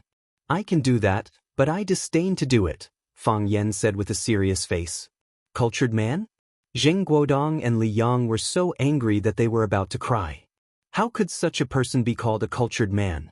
Disdain to do it? Disdain to do it? Why are we all soaking in the river now? Fang Yen looked at their wronged eyes and said, Let your brains be filled with water, so that I can reason with you. When you're normal, you usually don't listen to what I'm saying. Do you feel better now? Last time you set up Zhu Jian, it was also in this place, right? Fang Yen asked. No. Li Yang's first reaction was to deny it. Li Yang, shut up. Zheng Guodong turned around and shouted. Only then did Li Yang realize that he had said the wrong thing. He looked at Zheng Guodong in awe and shut up tactfully. Zheng Guodong looked at Fang Yen and said, We don't know what you're talking about. What? My predecessor. Zhu Jian was your language teacher at the beginning of school. Have you forgotten him so quickly? We haven't forgotten Zhu Jian. But that kind of person doesn't deserve to be our teacher. Zheng Guodong was extremely calm. He knew that this matter was very sensitive. If it was handled carelessly, Fang Yen might have something on him. Fang Yen was not Zhu Jian. He was more than 10 times more cunning than Zhu Jian. Zheng Guodong began to be vigilant. Why did Fang Yen suddenly mention Zhu Jian to them? Could it be that he knew the truth about Zhu Jian? Or did he want to reverse Zhu Jian's verdict? It seemed that Fang Yen was getting more and more dangerous. He had to tell his father about the current situation so that he could be mentally prepared. Is Zhu Jian really not worthy to be your teacher? I think it's you who don't deserve to be his students. What is the truth about that matter? Only God knows, Earth knows, I know, Teacher Zhu knows, even your parents know. There's no such thing as an impenetrable wall in the world. Do you think you can hide it forever? We never thought of hiding it. Be honest. Be honest to the teacher. Be honest to the school. Be honest to your heart. Carry the sin. Every step is difficult and heavy. Let go of the burden and run to a new life with ease. Are you crazy? Zheng Guodong said coldly. Be honest? If he was honest, he would go to the labor camp. The rich life and all the enjoyment he had now would be far away from him. Besides, even if he was willing to be honest, his father would not be willing. But Fang Yen stretched his body forward. His legs hooked onto an old vine on the shore. His body was perpendicular to the surface of the Sparrow River. He knocked on Zheng Guodong's head and scolded, Aren't you touched by my advice at all? Fang Yen used too much force, and Zheng Guodong's head was hit. His body tilted backward and he fell into the river once again. Whoa! Zheng! The sound of noisy footsteps came from behind, and someone was shouting Zheng Guodong's name. Fang Yen exerted a little force with his legs, and his body bounced 90 degrees. He stood upright on the shore. The sound of footsteps was getting closer. The strong light from the flashlight swept across the surface of the river and shone on the faces of Zheng Guodong, Li Yang, and the others.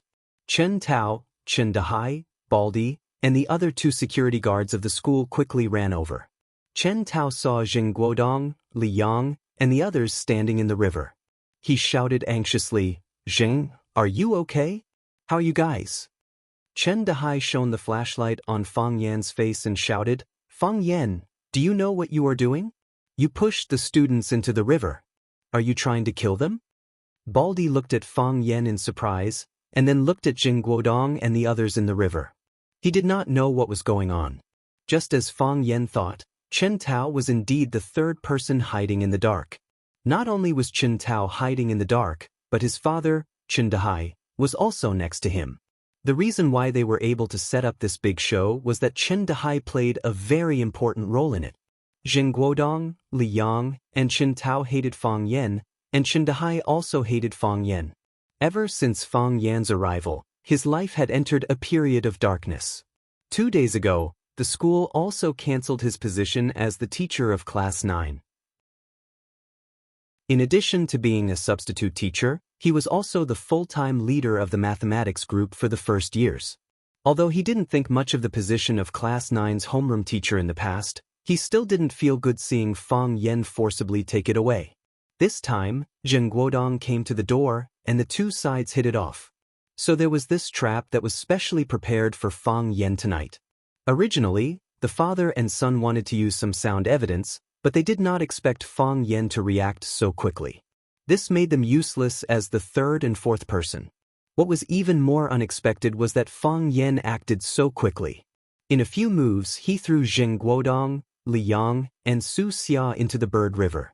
They wanted to rescue them, but in half a second, Chen Dehai weighed the difference in strength between the two sides and immediately chose to let Chen Tao rush back to get help. With the people from the security department in Baldi, they would have more witnesses. Moreover, even if they did not succeed in framing them, the presence of the security personnel could also protect their personal safety. Fang Yan's eyes narrowed under the flashlight, and he said coldly, "Teacher Chen, you are now using a weapon to attack my eyes. I am warning you, this kind of action may very well cause a war. I will beat you up." Chen Dehai trembled and quickly moved the flashlight away. Chapter 96. Humans are very complicated animals. Most of the time, their language isn't to explain anything, but to cover up something. It wasn't until Chen Dehai arrived with his people that Fang Yan's hidden motive of talking so much nonsense was achieved. It has to be said that the trap that Zheng Guodong, Li Yang, and the girl named Su Xia worked together to design was very lethal to Fang Yan.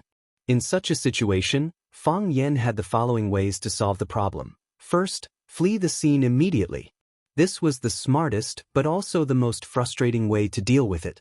If Fang Yan didn't want to fall into the trap, all their efforts would be in vain. However, being tricked by a few students and fleeing in panic, it would be a loss of face. How could the arrogant Fang Yan be convinced? Second, beat up Zheng Guodong and Li Yang, and then report to the school that they tried to molest the girl, Su Xia. If Su Xia was really molested by them, what were the chances of Fang Yan winning by doing this? The problem was that Su Xia was hired by them to frame Fang Yan. If Su Xia insisted that Fang Yan conspired against her, and Zheng Guodong and Li Yang were injured by Fang Yan in order to protect her, then Fang Yan wouldn't be able to clear his name even if he jumped into the Yellow River. Third, which was the trick that Fang Yan used now, muddy the waters. Fang Yan wanted to smear the reputation of Zheng Guodong and Li Yang under the witness of others. Last time, Zhu Jian had an ambiguous relationship with a girl, and Zheng Guodong and Li Yang happened to find out and take a key photo, causing Zhu Jian to be the target of public criticism and leave in embarrassment. This time, when Fang Yan tried to molest a female student and was discovered by Zheng Guodong and Li Yang, Rosefinch's students and teachers were all suspicious. Why was it always Class 9's language teacher who was intimate with the female students? Why did Zheng Guodong, Li Yang, and Chen Tao always step forward to stop the language teacher every time he did something evil? Fang Yan's reputation in Rosefinch was like the sun in the sky. In order to help his students, he had injured Wu Ren's swordsman and sent him to the hospital. Now, he was given the titles of Most Handsome Male Teacher and Student Guardian by the students. The students liked and trusted him very much. What about Zheng Guodong, Li Yang, and Chen Tao? They were the school's famous hedonistic trio. It might be an exaggeration to say that everyone hated them, but if you said that 9 out of 10 people hated them, then this sentence was definitely true. What if this matter was publicized? Who would the teachers and students believe? The answer was self-evident. This was the clash of forces. Fang Yan was powerful and upright. Therefore, Zheng Guodong, Li Yang, and the others were no match for him. Another example was Fang Yan's grandfather, Lu Gong. If Zheng Guodong, Li Yang, and the others slandered him, their parents and family would beat them up. Zheng Guodong, Li Yang, and the others wanted to slander Fang Yan, but they had shot themselves in the foot. With this suspicion, Fang Yan's subsequent actions to save Zhu Jian would be much smoother. They suspected that this was the second time that Fang Yan had been slandered. Then, could there be more to Zhu Jian's case? Why don't you try hitting me? Where is the law? Chen Dehai shouted angrily. As he spoke, he quickly shifted the direction of the torchlight. Chen Dehai hated Fang Yan, but he was also afraid of Fang Yan. When the 9th class was in charge of receiving the Wu Ren inspection team, he was not present at the competition, even though he was the class teacher. Therefore, he did not get to see Fang Yan's little universe throw Chiba Haomu into the air and beat him up. However, there were many witnesses at the scene, and they described Fang Yan's kung fu as amazing. Chen Dehai had no choice but to believe it. Baldi and 2 of his colleagues from the security office pulled Jing Guodong, Li Yang, and Su Xia out of Sparrow River and asked, "What happened? Why did you fall into the river?" "It was Fang Yan." Zheng Guodong pointed at Fang Yan and cursed. "He was the one who threw us into the Sparrow River." "Yes, it was him. He even hit us," Li Yang echoed. Su Xia covered her face and sobbed. She said in a choked voice, "Fang Yan is a beast." "He's worse than a beast," Baldi was shocked. He looked at Su Xia and asked, "Student, what do you mean by that?" "Fang Yan molested my girlfriend," Li Yang said angrily. "If we didn't get there in time, my girlfriend would have." Baldi looked at Fang Yan and blurted out, "That's impossible, right?" Fang Yan chuckled and said, "I don't think it's possible either." Chen Dehai was infuriated by Baldi. He reprimanded, "Baldi, explain yourself? How do you know it's impossible? How do you know Fang Yan wouldn't do something like that? As the school's security officer, shouldn't you investigate when a student is in trouble? How can you make a judgment based on your own subjective knowledge?" Baldi smiled awkwardly and said, "Team Leader Chen, don't be angry. We'll get to the bottom of this." Baldi looked at Su Xia and asked, "Student, you said that teacher Fang Yan. What? Do you have any evidence?" Su Xia looked at Chen Tao. Chen Tao stood behind Chen Dehai and shook his head at her. "No. Do you have any?" Baldi turned to look at Zheng Guodong and Li Yang. "Do we even need evidence?" Zheng Guodong was infuriated by this little security guard. "We are the evidence. Li Yang and I saw it with our own eyes. Su Xia is the victim, so aren't her words the evidence? Why don't you say that you guys worked together to harm me?" Fang Yan said with a smile. "You guys chased teacher Zhu Jian away, and now you want to use the same method to chase me away. You're really ruthless." Baldi and the others looked at each other and remembered that this wasn't the first time Zheng Guodong and the others had done something like this. Didn't they use this method to chase away a language teacher a while ago? Baldi looked at Zheng Guodong and the others suspiciously and said, "This is a serious matter. Let's leave it to the school leaders to handle." Zheng Guodong looked at Chen Dehai with a questioning gaze. Chen Dehai shook his head and said, "It's already so late. It's better not to alert the school leaders. I suggest the security department do the first step of the investigation and report to the school leaders after the results are out." As long as this matter was under the control of the security department, Chen Dehai and the others would have the initiative. After all, the head of the security department, Zhao Dezhu, was one of them. Besides, Chen Dehai had already noticed that the situation wasn't good for them. Now they didn't have any evidence to convict Fang Yan. Zheng Guodong and Li Yang's reputation was too bad. Even Su Xia's reputation in the school wasn't good. Everyone said they were right, and everyone said they were right. The final result might be that no one could do anything to the other. The most important thing was that if this matter was spread out, perhaps Zheng Guodong and Li Yang would be at a disadvantage. Thinking of this, Chen Dehai was a little angry. "You guys, why can't you pay more attention? Don't you know that it's very difficult for bad people to do bad things these days?" "Okay, then I'll call Chief Zhao and report it," Baldi said. Such a big matter, he couldn't bear it as a small security guard. He had to let the head of the security department come forward to solve it. Fang Yan patted Baldi's shoulder and said, "Investigate it as soon as possible and give me justice." Sure. Baldi nodded. "Baldi!" Chen Dehai roared angrily. "We will definitely deal with it impartially. Deal with it impartially. Baldi quickly changed his words. Things went as Fang Yan expected. Because Zheng Guodong, Li Yang, and the victim, Su Xia couldn't produce any evidence, this matter could only be left unsettled. Because of the school's security department's intervention, the rumor that Fang Yan attempted to molest Su Xia spread in Rosefinch Secondary. What? Mr. Fang Yan molested Su Xia? God, that's impossible, right? It's Su Xia's own imagination, right? Why didn't she take a look at herself? Su Xia's reputation is so bad, and she's not good-looking. How could Mr. Fang Yan like her?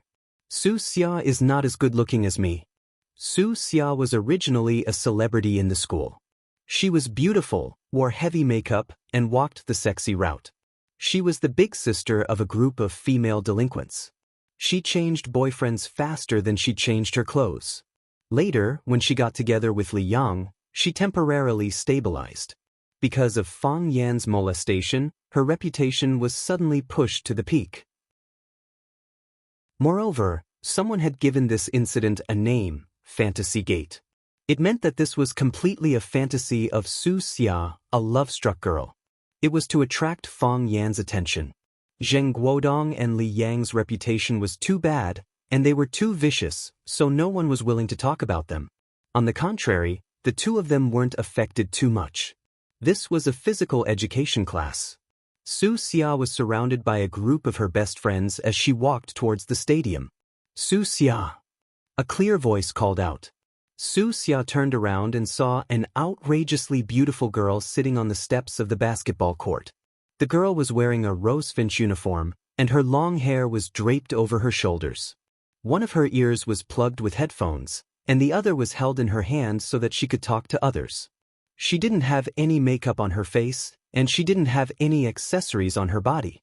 However, it was this aura that was naturally revealed that made people feel as if they had forgotten about the mundane world at the sight of it. Qin Yitian. The famous Qin Yitian in the school. It was as if someone had cast a spell on her.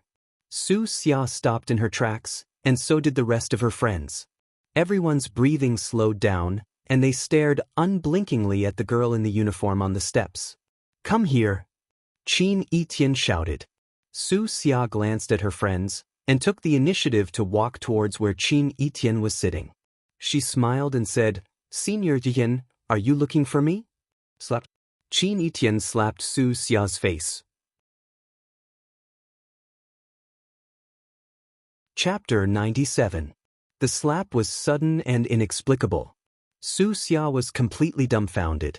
She didn't understand how she had suffered such an undeserved disaster. All along, she had kept a considerable distance from the Rosefinch goddess, Qin Yitian. Qin Yitian was very famous, but she rarely appeared in public, let alone participated in any club activities at school. Su Xia's fame wasn't as good as Qin Yitian's, but she appeared more frequently in school, and most students knew her. Some of Su Xia's best friends thought that she should be the real Rosefinch goddess. Su Xia also thought so. A beautiful woman could always pick out some flaws from the faces of equally beautiful women. Was it because she had such thoughts that Qin Yitian asked her to slap her? However, she had never revealed it to others. How did she know? Su Xia's skin was white and tender. After being slapped by Qin Yitian, a purplish-red palm print immediately appeared on her cheek. Su Xia opened her mouth and wanted to ask why. I didn't provoke you. Why did you hit me? However, when the words came to her mouth, she couldn't say anything. Su Xia's group of best friends saw that Su Xia was being slapped and ran forward to help her. At this time, Qin Yitian raised his head and glanced at them.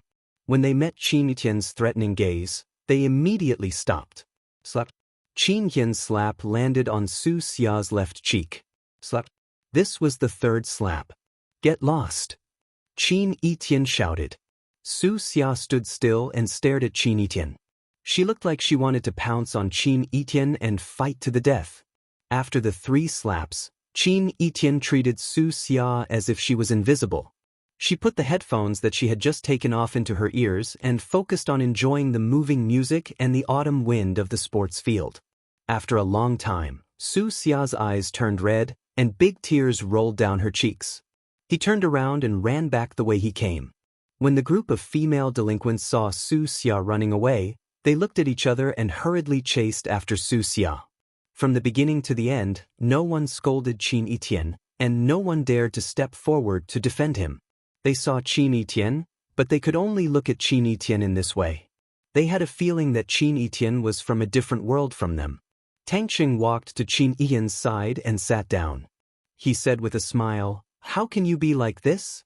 You should at least give me a reason to hit someone, right? If you slap her 3 times, she probably won't even know why she's being hit, right?" Qin Etienne glanced at Tangqing, but he didn't take the earphones off his ears and said, "She will figure it out." He didn't understand now. "You'll understand later." Qin Etienne didn't even have the mood to smile when he heard the rumors about Fang Yan and Su Xia. Framing. What a shameful framing. You don't even want to talk to her? You're really stingy. Her heart is too dirty, Qin Etienne said expressionlessly. Tangqing grinned and said, "Zheng Guodong Li Yang is really stupid. He thinks he can drive Fang Yan away with such a dirty trick. Does he think Fang Yan is Zhu Jian? 1 Fang Yan is worth 100 Zhu Jian." Qin Etienne turned his head and glanced at Tangqing with dissatisfaction. 1,000. Qin Etienne was still not satisfied. 10,000. Fang Yan is Fang Yan, Qin Etienne said. Fang Yan is Fang Yan. Tangqing's body was lying on the steps, and he imitated Qin Etienne to bask in the sun. "Qin Etienne, you look like a crazy fan defending the rights of her idol. Zheng Guodong and Li Yang want to drive Fang Yan away. You won't go and slap them, will you? If you really want to do that, you must tell me in advance so I can go and watch." "Men should solve their own problems," Qin Etienne said. "I think he must be embarrassed to slap a woman, so I did it for him." Tangqing couldn't sit still. He looked at Qin Etienne's almost perfect side face with burning eyes. He looked at the pink and white skin that was slightly transparent under the sun and the fine pink fluff that could only be seen at such a close distance. His heart was beating fast, but he tried to keep his voice steady and said, "Qin Etienne, you don't really like Mr. Fang, do you?" Qin Etienne's beautiful eyes were full of smiles. She looked at Tangqing and said, "You deliberately pointed out his identity as a teacher. Do you want to add some resistance between us? I hope you can be sober. He is a teacher and we are students. It is impossible for a teacher and a student." "How do you know it is impossible?" Qin Etienne asked. Tangqing really couldn't guarantee this. He knew Qin Etienne. He knew her character. When she decided on something, it was really difficult to change her mind. "You see, even you believe that we will be together in the future." Qin Etienne said with a smile. "I don't believe it." Tangqing said with a very firm voice. "I never believed that you two will be together. I only believe that we two will be together. Only the two of us are the most suitable. Qin Etienne, I like you. Can't you feel it at all?" "I don't like you," Qin Etienne said indifferently. Fang Yan was in big trouble. When he returned to the office after teaching 2 Chinese classes to the students of Class 9, a folded white paper crane fell from the textbook. He held the paper crane and flew in the air twice before he realized that there was something wrong.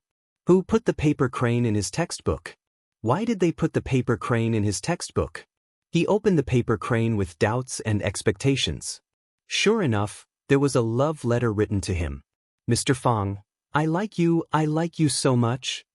Qin Etienne? This was the first name that came to Fang Yan's mind. She was the only one who dared to confess her love to him so openly. However, Fang Yan soon ruled out his doubts about Qin Etienne. Qin Etienne was such a proud girl. If she liked a man, she would express it to him face to face. How could she choose to express it in a love letter?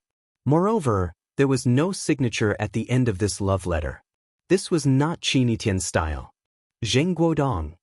The reason why Fang Yan guessed that it was Zheng Guodong's doing was that he was worried that Zheng Guodong would use other ways to frame him after his plan failed that night. As for the 3 problematic students in his class, Fang Yan never dared to take them lightly. They wanted to expel him from the school, and Fang Yan also wanted to find a way to help Zhu Jian clear the shame from them. Good people should be rewarded, and good teachers should be respected by others. However, if it was just a love letter, How could it frame him? Or was it really written by a girl in the class? If that was the case, Fang Yen would have a headache. Puppy love. Puppy love was a problem that middle school teachers had to face. What was more annoying was that this puppy love did not happen between students, but the students directly wrote a letter to the teacher to confess their love. Fang Yen had only had one failed love experience in his more than 20 years of life, so he was still very shy and unfamiliar with this magical thing called love. However, he knew that if he did not handle it carefully, he might hurt both himself and others. This matter could not be made public, so he could only find the writer quietly and solve the problem without hurting her self-esteem. Just when Fang Yen was in a daze, Teacher Kai in the office greeted Fang Yen while cleaning the table and said, "Mr. Fang, it's time to get off work. Why don't you go back to eat?" Ever since the Wu Rin inspection team arrived, ever since Fang Yen became famous after the battle, and ever since he was promoted from an ordinary language teacher to the prestigious position of Class 9's homeroom teacher, he realized that his popularity in the office had improved tremendously. The teachers who did not like him before would take the initiative to say good morning to him when he went to work in the morning, and the teachers who were usually indifferent to him would also say hello to him when they came home from school. Even during the break, the teachers would generously give a small piece of potato chips or bread to Fang Yen. Fang Huohuo finally felt the warmth of home in Zhuke Middle School. "I'm going back now," said Fang Yen. He put the paper crane in his pocket, then got up and walked out of the office. Just as he walked out of the office, he saw Baldy running towards him in a hurry. "Baldy, what are you busy with?" asked Fang Yen with a smile. In order for the students to learn "Farewell to Cambridge Again" in Sparrow River, Fang Yen had specially gone to borrow Baldy's black canoe, which the school used for salvage. Through that encounter, Fang Yen had conquered him with his idle handsome appearance and extraordinary poet temperament, and the two of them had maintained a very close friendship. When Baldy saw Fang Yen, he said, "I'm looking for you. Mr. Fang, why is your phone out of battery? I can't get through to you. Someone is looking for you at the school gate." "Looking for me?" asked Fang Yen. "You'll know when you get there," said Baldy. "A woman?" asked Fang Yen. "A man," said Baldy. "A man?" Fang Yen thought about it. "I don't have any male friends in Huaqing. Du Qing wouldn't come to school to look for me, and Jiang Zhulu. If he wanted to see me, he wouldn't have asked Baldy to come over and inform me. He might have been hit on the head with a stick." Fang Yen followed Baldy to the school gate and saw two figures, one tall and one short, waiting outside the security booth. Fang Yen turned and walked away. "I don't know them." Chapter 98. Seeing Fang Yen turn around and leave, the short fatso chased after him and shouted anxiously, "Junior Marshal Uncle, Junior Marshal Uncle? Don't run. I'm Fang Yingying. Look at me carefully. I'm Fang Yingying." Fang Yen was angry in his heart. "I ran because I saw clearly that you were Fang Yingying." The Fang family still came to the door, which made Fang Yen have the urge to immediately pack his bags and buy a ticket to run away. If the Fang family could come to the door, why couldn't the Yi family? This time it was hero and warrior. Who could guarantee that the next one wouldn't be violent and gentle? The tall man ran in front of Fang Yen in a few steps and said like a child, "Junior Marshal Uncle, I'm hungry. If you're hungry, let's go eat." "I don't have money." Baldy felt that his IQ was not enough. He looked at the three people entangled together and shouted, "Fang Yen, they really seem to know you. It's your nephew. It can't be wrong. Isn't this nonsense?" Fang Yen thought gloomily. He also knew that since hero and warrior had come to the door, it was impossible for him to escape. This was the school gate. It was not a good idea to make a ruckus here. Fang Yen stopped and looked at hero and warrior. He said, "Let's go eat." "Thank you, Junior Marshal Uncle," the short and fat Fang Yingying said happily. "All the heroes are starving." Fang Yen took hero and warrior to a Hunan restaurant at the school gate. In order to talk more conveniently, he asked the proprietress for a small private room. As soon as the three of them sat down, the waiter came in with the menu and asked with a smile, "What would you like to eat?" Fang Yen took the plate and said, "Fish with tofu, braised pork, scrambled eggs with chives, and crack."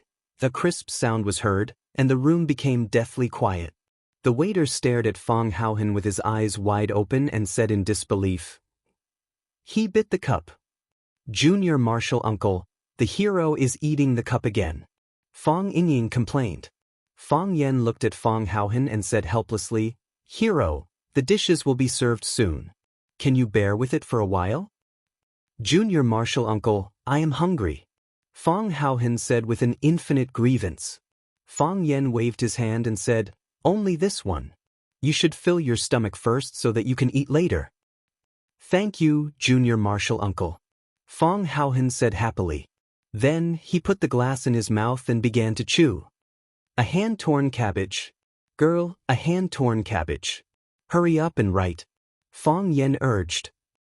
The little girl's hand holding the pen trembled. "Eating a glass cup as a dessert? What kind of people are they? They won't bite, right?" The little girl felt that she was in danger and was very scared. "Let me do it," Fong Yen said. He took the pen and the menu from the little girl's hand. After adding a few vegetables such as hand-torn cabbage and vermicelli, he handed the menu to the little girl and said, "Give us a big bowl of noodles. No rice or wine. Come up quickly." He pointed at Fong Haohan and said, "If you serve the dishes slowly, he may eat all the cups on the table." The little girl's body trembled violently. She looked at Fong Haohan, who was eating the glass happily and blissfully, as if she was looking at a monster. She opened the door and ran away in a panic. Fong Yen looked at Fong Haohan and said, "Hero, don't eat glass in public in the future. It's not good. Can we eat in your house?"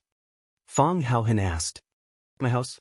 Fong Yen stared at the hero vigilantly and said, "When are you two going back?"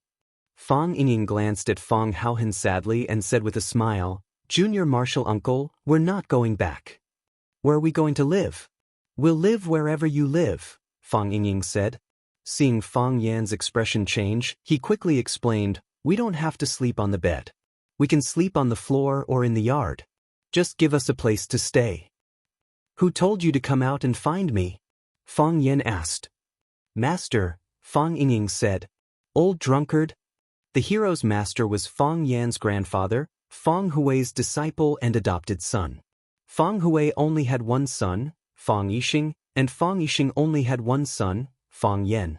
The Fong family had only one son. Fong Hui was a martial arts master.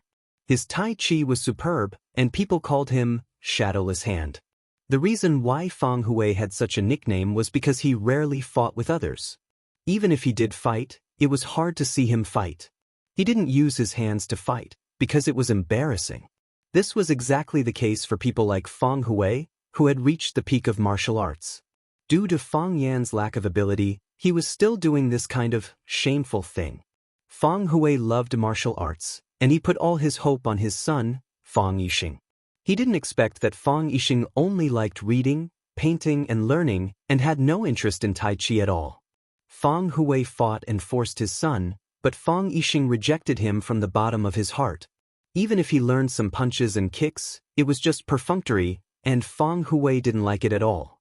Fong Hui was so disappointed with his son that he chose the most talented disciple among his disciples, Mo Qingdi, as his adopted son. He wanted him to replace Fong Yixing and inherit the Tai Chi legacy. After Fong Yen was born, Fong Hui placed all his hopes on him. He nurtured him wholeheartedly and taught him personally. He wanted him to become a useful person quickly. According to seniority, Mo Qingdi should be Fong Yan's uncle. However, Fong Yan's master was his grandfather, Fong Hui, so he and Mo Qingdi were brothers. This was also the reason why the hero called Fong Yen Jr. martial uncle. Family, there was a family, and there was a door, so the title was a bit confusing. Mo Qingdi was a rare martial arts genius, and he felt the Tai Chi state 6 years earlier than his master Fong Hui. Of course, his record was broken by Fong Yen. Fong Yen felt the Tai Chi state at the age of 22, and was called a weirdo by the Fong family. However, Mo Qingdi's life was unfortunate. After experiencing a huge blow in his life, he became addicted to alcohol, and was called an old drunkard. The hero and the hero were two disciples that Fang Yan's senior martial brother Mo Qingdi brought back from outside. They didn't have this name before, but when Fang Yan was chatting with them, he asked them what their dreams were. At that time, Fang Yingying, who was not called Fang Yingying, said that after learning martial arts, he would become a hero who would fight for justice. Fang Haohen, who was not called Fang Haohen, nodded while eating glass. So, Fang Yan gave the short and fat Fang Yingying the name Fang Yingying, and the tall and thin Fang Haohen could only be called Fang Haohen. Hearing Fang Yan call their master an old drunkard, Fang Yingying's face became gloomy, and the glass in Fang Haohen's mouth became tasteless. It was tasteless in the first place, okay? Fang Yingying looked at Fang Yan and said, "Master said he has nothing to teach us, so he asked us to come to you and follow you to explore the world. We will go wherever Master says you go. Let us protect you." Fang Haohen swallowed the glass and said aloud, "But I'm just a language teacher, where can I go? Do I need your protection?" Fang Yan said angrily.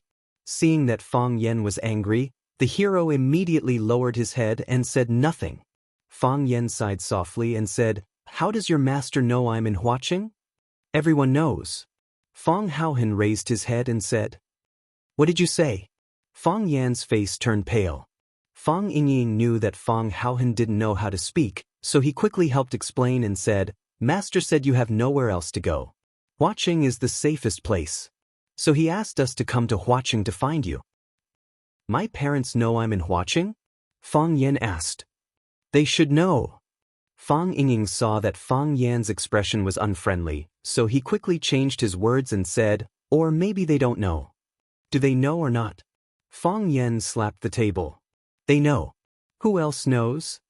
"The Fang family knows, the Yi family knows, and everyone else who should know knows," Fang Yingying said honestly. Fang Yan wanted to cry but no tears came out. "I'm so low-key, but I'm still so flirtatious in the eyes of others." "Does Yi Ro know?" Fang Yan asked. This was the question he was most concerned about. He ran away right before the competition. Yi Ro was probably the angriest one. If this woman knew, it would be no small matter. However, the Fang family knew, the Yi family knew, so how could Yi Ro not know? He was just hoping for a little luck. Just a little. Fang Yingying nodded and then shook his head. "What does that mean?" Fang Yan asked. "Does she know or not?" "When we left, Miss Yi was drinking with Master. Miss Yi asked us to bring you a message." The muscles on Fang Yan's face twitched. He felt that his heart was about to break. "What did she say?" Fang Yan asked bitterly. He felt that his life was too hard. "What kind of god did I offend?"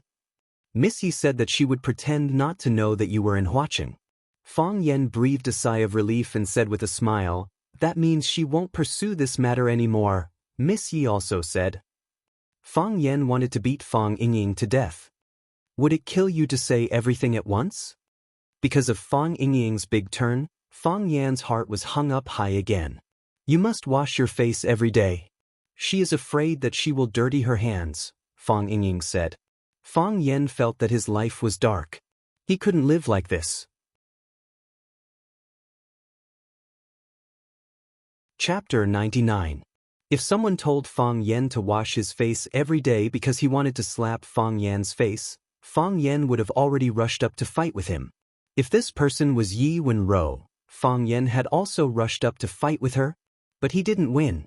For Teacher Hua, if one day he could beat Yi Wenro, he would definitely rush over and kiss her fiercely.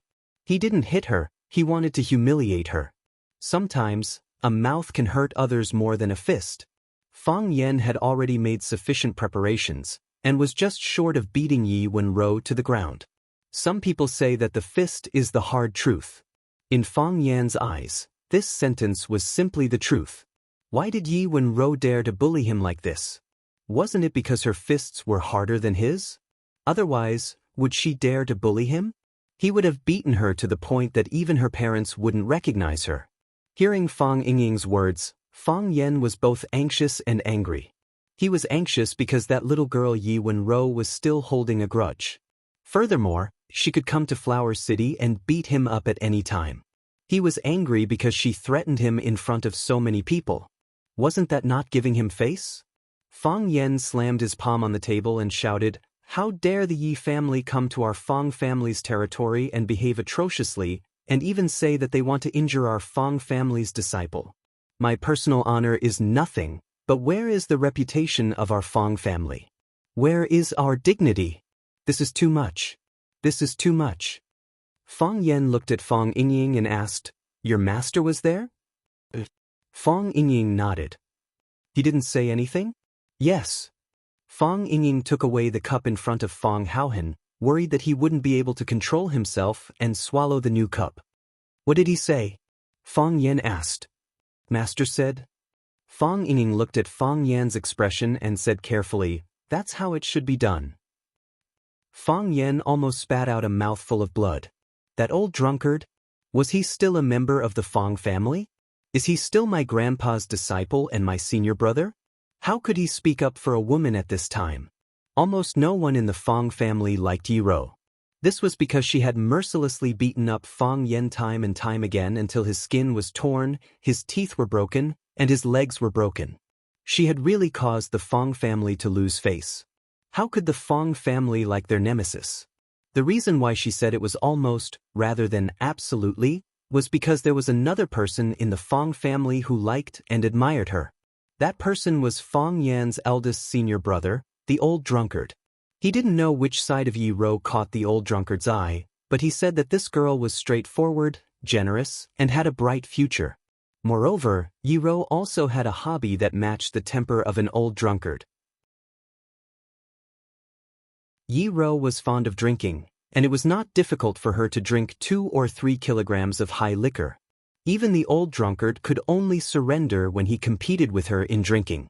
Yi Rou and the old drunkard were bosom friends in the past, so the old drunkard treated Yi Rou much better than he treated his junior brother. Fang Yen pointed at Fang Yingying and Fang Haohen and said, "Go back. You two go back quickly. Your master treated me like this, and he still has the face to send you to my side to eat? Get out of here." "Junior martial uncle, master asked us to protect you," Fang Haohen said with a simple and honest face.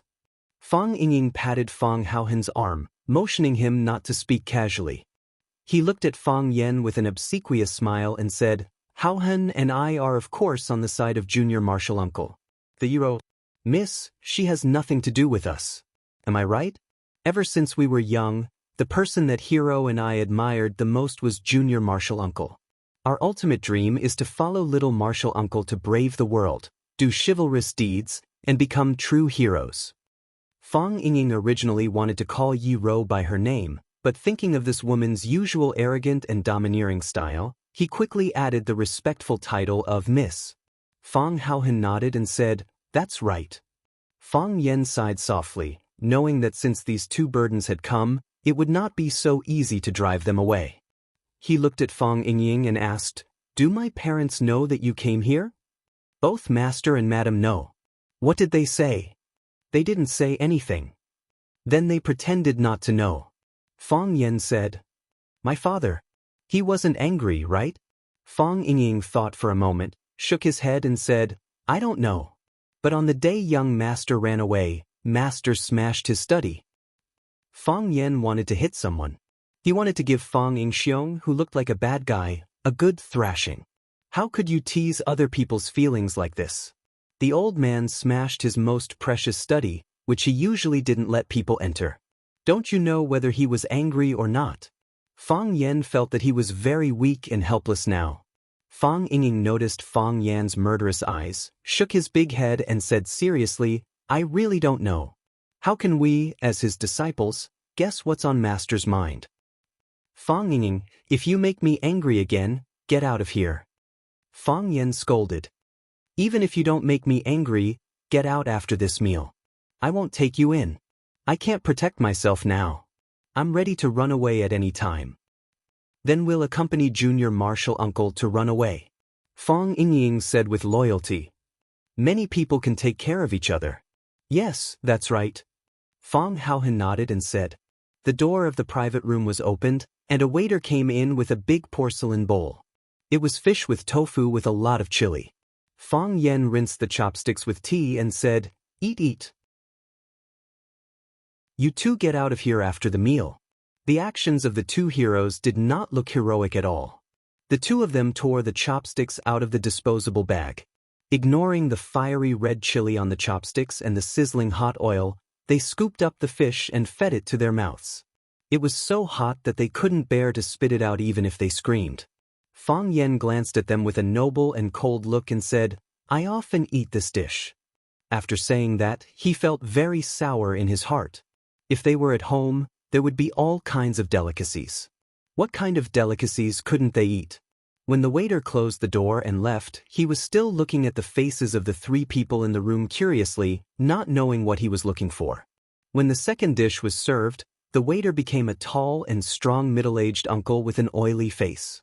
The middle-aged uncle put the plate of shredded cabbage on the table and said with a smile, "Three little brothers, I'm sorry to bother you." Fang Yen looked at the middle-aged man and asked, "What's the matter?"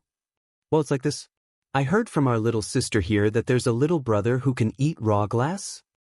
Is there anyone who can cook and eat glass?" Fang Yen asked.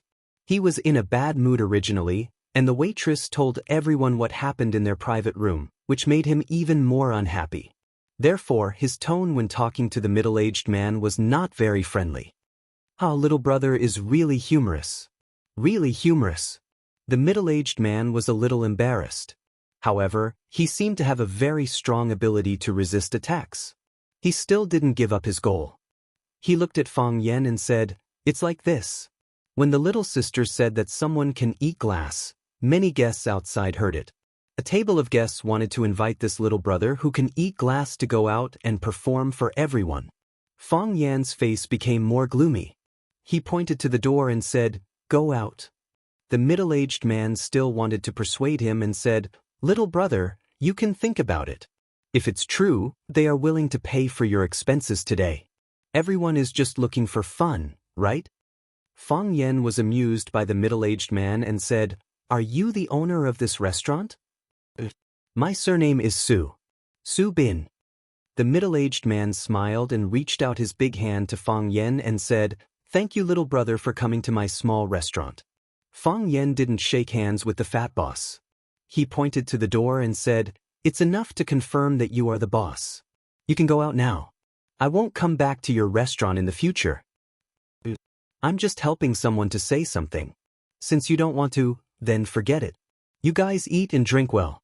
The middle-aged man looked unhappy, but he still turned and walked out of the box. Fang Haohan looked at Fang Yen and said, "I'll go and give them one. I'm not full anyway." "That's right. You can also earn money for a meal." Fang Yingying echoed. "But..." Fang Yen slammed his palm on the table. "Do you want to stay?" Fang Yingying and Fang Haohan nodded quickly. They came all the way to find Fang Yen. Didn't they want to follow him to conquer the world? "Then listen to me," Fang Yen said. "Eat." Fang Yingying and Fang Haohan nodded and began to eat again. Clang! The door of the box was kicked open from the outside. Because the quality of the door was not very good, it looked shaky and could fall at any time. They saw the owner of the restaurant, Su Bin, who had just walked out of the box, standing in front of several young people and kept explaining something. Those young people didn't take Su Bin seriously at all and forcibly barged into the private room. The man with the brush cut looked at Fang Yen and the hero and said, "What's wrong? We're asking you to go out and cheer for everyone, but you don't want to give us face? If you don't give us face, we'll also make you lose face." Fang Yen tasted the fresh and tender fish in his mouth and said with a smile, "I'll give you face if you have face. If you don't, why should I give you face? If you want others to give you face, you have to say where your face is first, right?"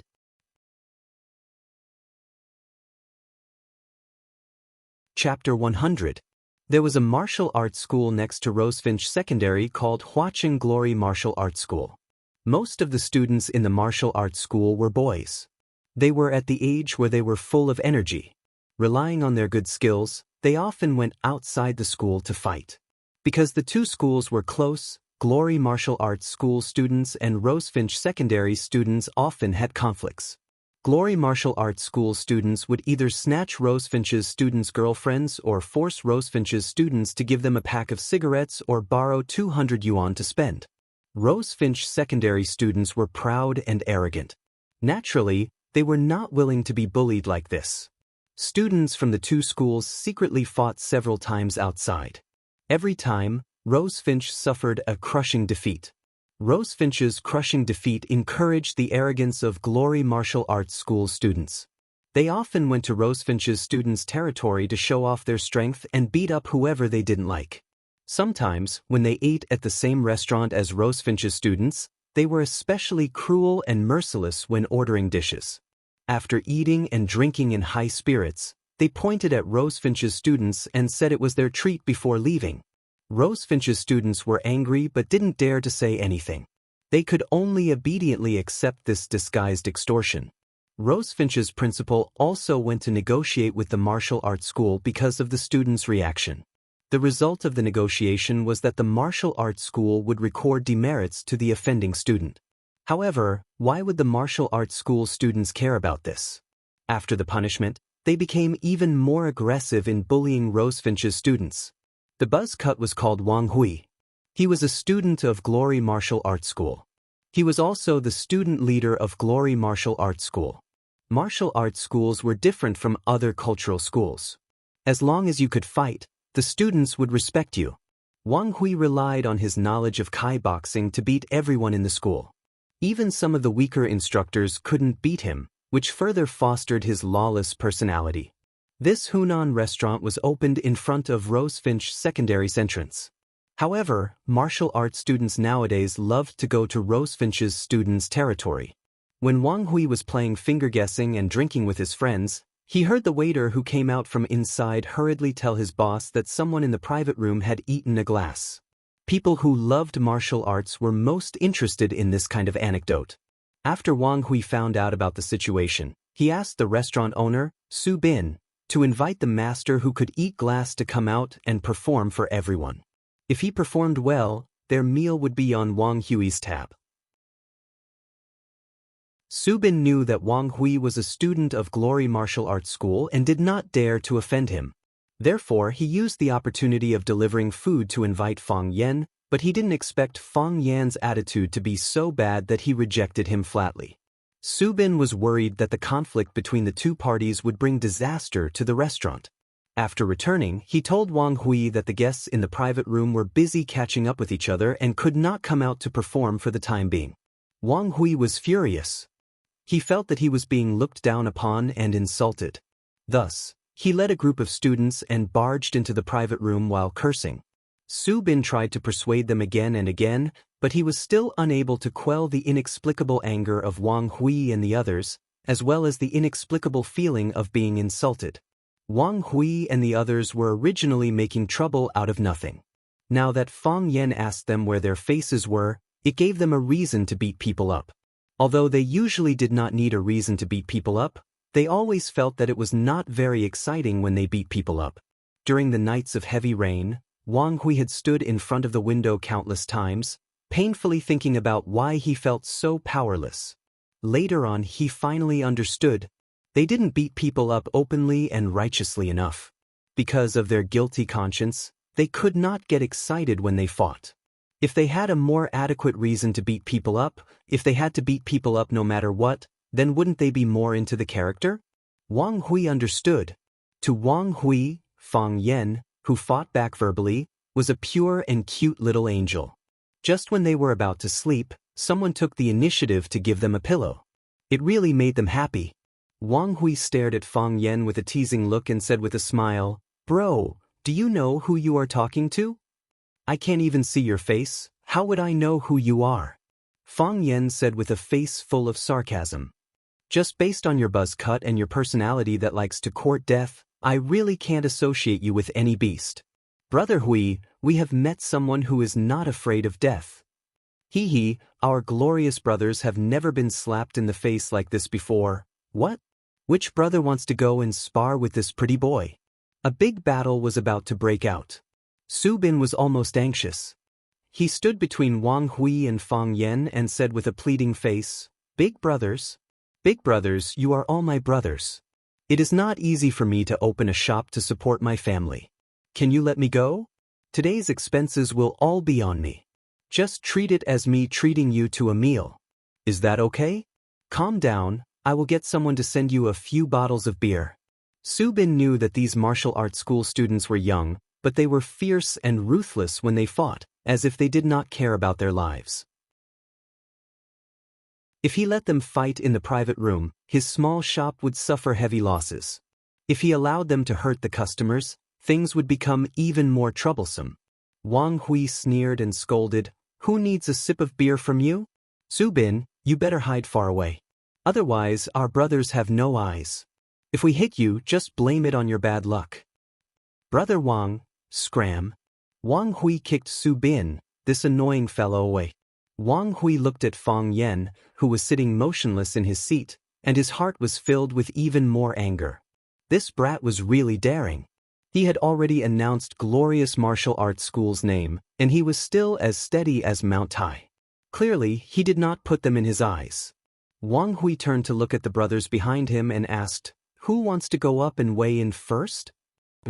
A black fat boy stood up and said with a smile, "Brother Hui, leave the first round to me.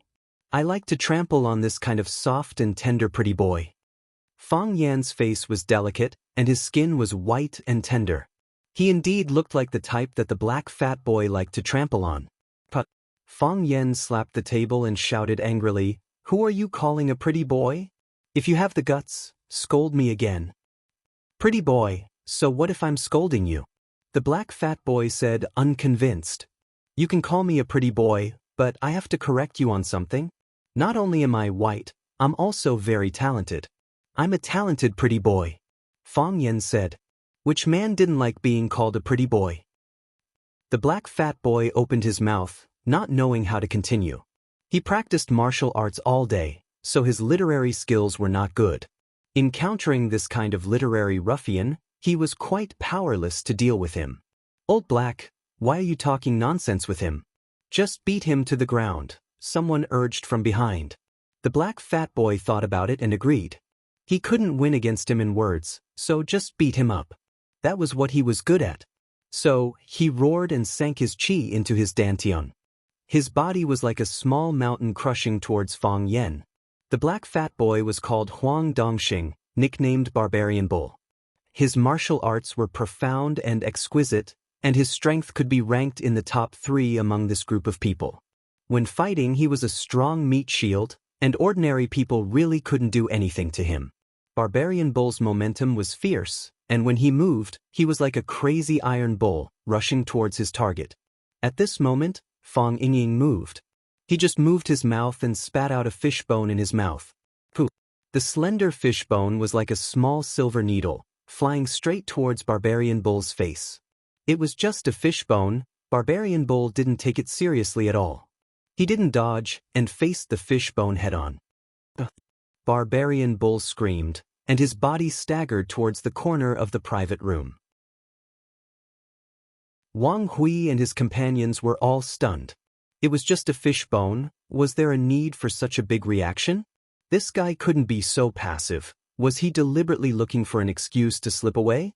Barbarian Bull, aren't you a little too brat? A boy with a Hunan accent said aloud. The fight hasn't even started, and you're already playing dead? It hurts.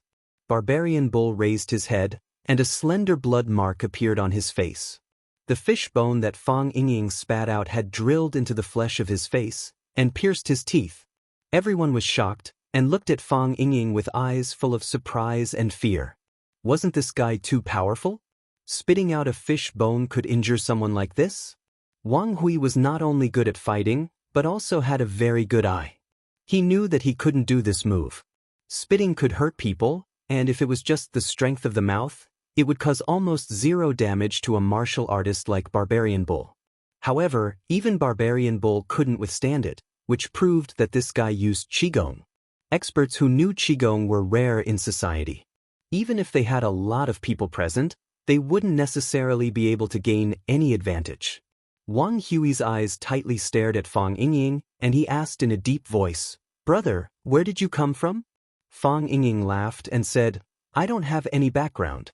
I just saw that he was a fatso, and I was also a fatso, so the two of us were a pair. I didn't expect him to be so weak." Why don't you try another one for me? Wang Hui looked at Fang Yingying, and then looked at the brothers behind him with fear and said, "Mountains and rivers will meet again. Today, us brothers admit defeat. Next time we meet, we'll have a good fight with you guys." Brilliant Martial School's name was awe-inspiring, and the school motto was also very down-to-earth. If you can win, then fight. If you can't win, then run. He waved his hand, indicating the brothers behind him to help Barbarian Bull up, and everyone ran. "Wait!" Fang Yen shouted. Wang Hui's heart suddenly jumped, and he said, "Brother, what other advice do you have?" "First, don't call me brother. Second, I don't have any advice." Fang Yan's tone was very unkind as he said, "Don't talk to me about mountains and rivers will meet again. The mountain is so high, and the river is so long, it's really difficult to meet again. Since we met today, let me give you a good beating."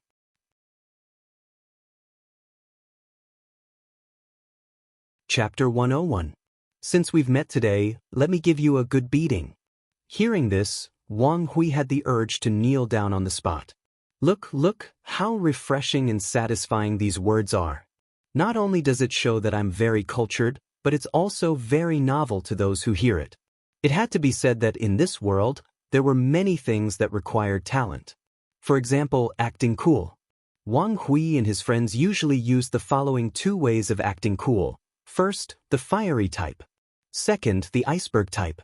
The so-called fiery type was when they were shirtless or rolled up their sleeves, shouting at others with their faces red and necks flushed, "Try and touch me, believe it or not, I'll cut you up, believe it or not, I'll beat you up until your mother can't recognize you. Brothers, get your weapons." The iceberg type of acting cool was slightly more technical, and it had certain requirements for the individual's appearance. Not everyone could use it. First of all, you couldn't be too ugly, and your body couldn't be too fat. If you were a fat man with a wretched face, even if you pretended to be cold, ruthless, and cruel, as if you would kill a pig for fun when you had nothing to do, people might still laugh at you when they saw you. Your plate had to be bright and your bar had to be straight.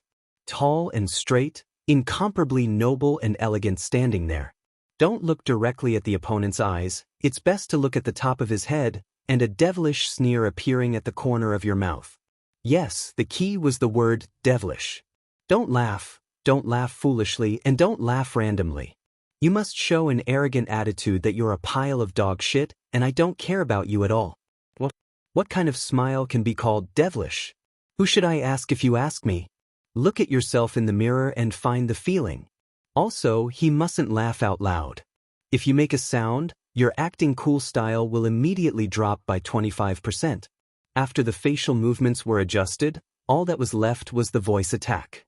With a calm expression and a cold and arrogant voice, he said, "Brothers, get your weapons and beat him up until his mother can't recognize you." Of course, whether it was the fiery type or the iceberg type, they were different routes to the same goal.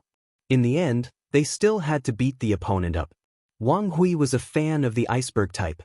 He felt that a reputable person like him should choose this more technically difficult way of showing off in order to show the outside world that he had a strategic plan and that everything was under control. However, after listening to Fang Yan's beating lines, he felt a sense of inferiority. He felt that Fang Yan's way of showing off was neither the raging fire nor the iceberg mountain style, but a way that was more advanced than the raging fire and the iceberg mountain style. The cultured and elegant style. His eyes were gentle, his face was smiling, and he spoke nicely when he said that he wanted to beat you up. You would be too embarrassed to refuse after hearing these words. An expert, Wang Hui praised in his heart. Therefore, Wang Hui was even more unwilling to fight with Fang Yan. He looked at Fang Yan and said coldly, "What? You're not letting me leave? Is this restaurant owned by your family?" Fang Yan laughed and looked at Wang Hui. He felt that this guy was very interesting. When he came in, he looked like he was the #1 in the world and he could bully whoever he wanted. He wanted his brothers to beat him up at the slightest disagreement. In the end, he kicked the iron plate that was Fang Yingying.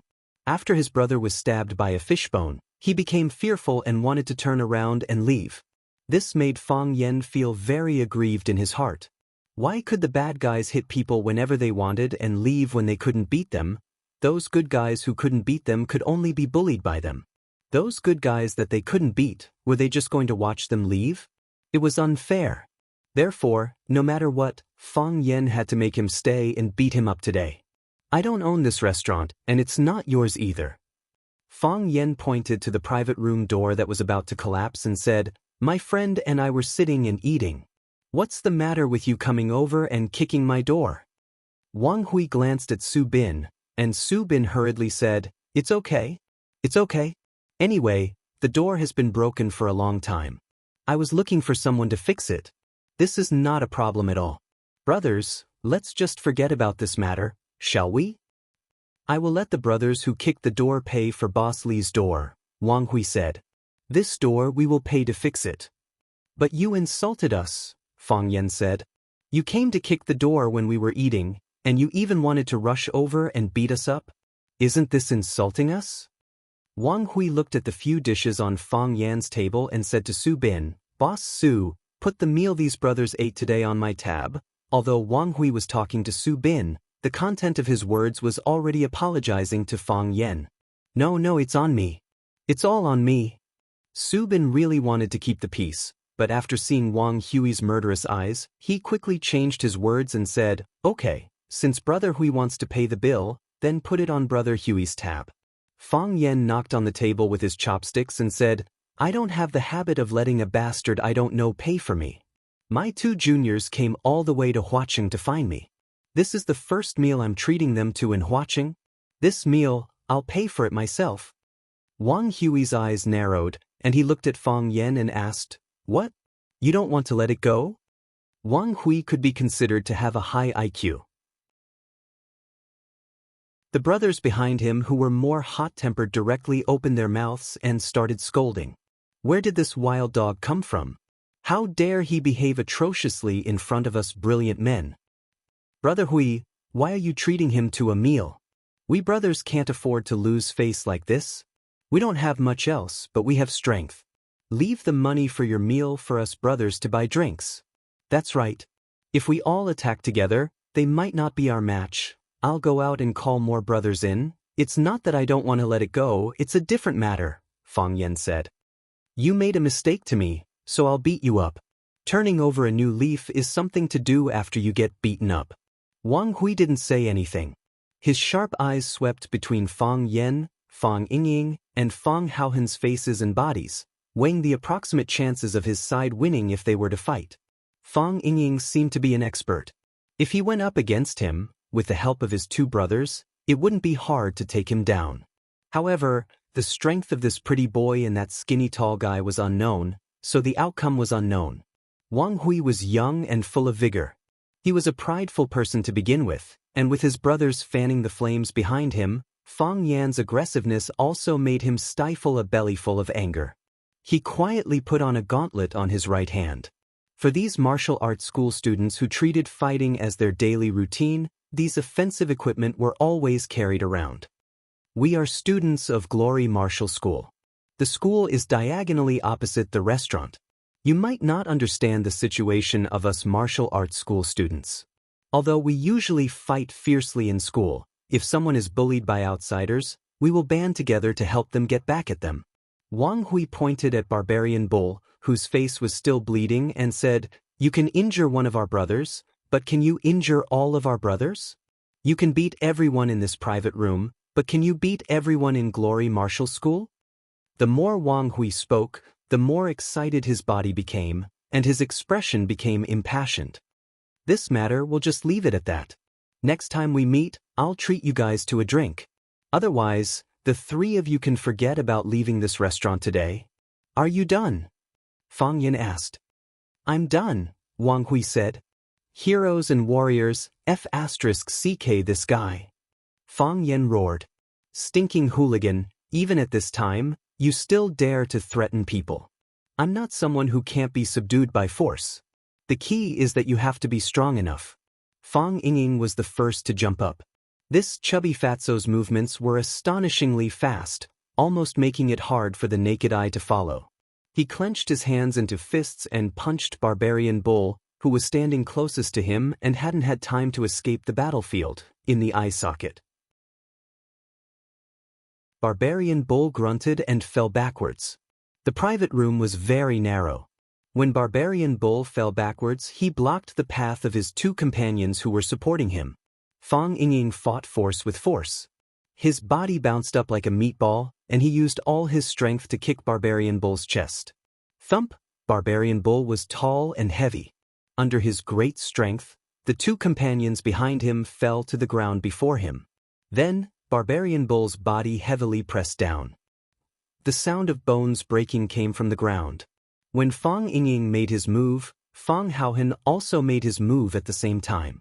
He saw someone wearing a knuckle duster pouncing towards him. He picked up the glass cup on the table and threw it out. The scalding hot tea splashed on the body of the knuckle duster. Then, he stuffed the glass cup in his hand into his mouth and fiercely bit it. Gotcha! A sharp chip appeared on the glass cup. The bit that was bitten off was chewed and swallowed into his stomach. The remaining half of the glass cup became a sharp weapon. Fang Haohen held the sharp weapon in his hand and fiercely rushed towards the knuckle duster. Clang! The glass cup just happened to block the knuckle duster's attack. Fang Haohen kicked out. At this time, the advantage of a kick was revealed. Before the knuckle duster could lift his leg, Fang Haohen's big foot had already stamped on his stomach. Bang! A muffled groan was heard. The knuckle duster's body was sent flying. Fang Yingying and Fang Haohen were like tigers entering a flock of sheep, rampaging around. Every punch landed on flesh. Every time they made a move, there would be a mournful scream.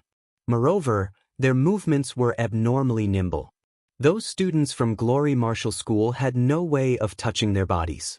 When the two of them stopped, there was only one student from Glory Martial School left standing in the private room. Wang Hui's eyes widened as he looked at the hero. His right hand that was holding the knuckle duster trembled slightly. "Call me brother," Wang Hui shouted at his companion who was standing stupidly at the door. That brother was dumbstruck and lost his normal human reaction.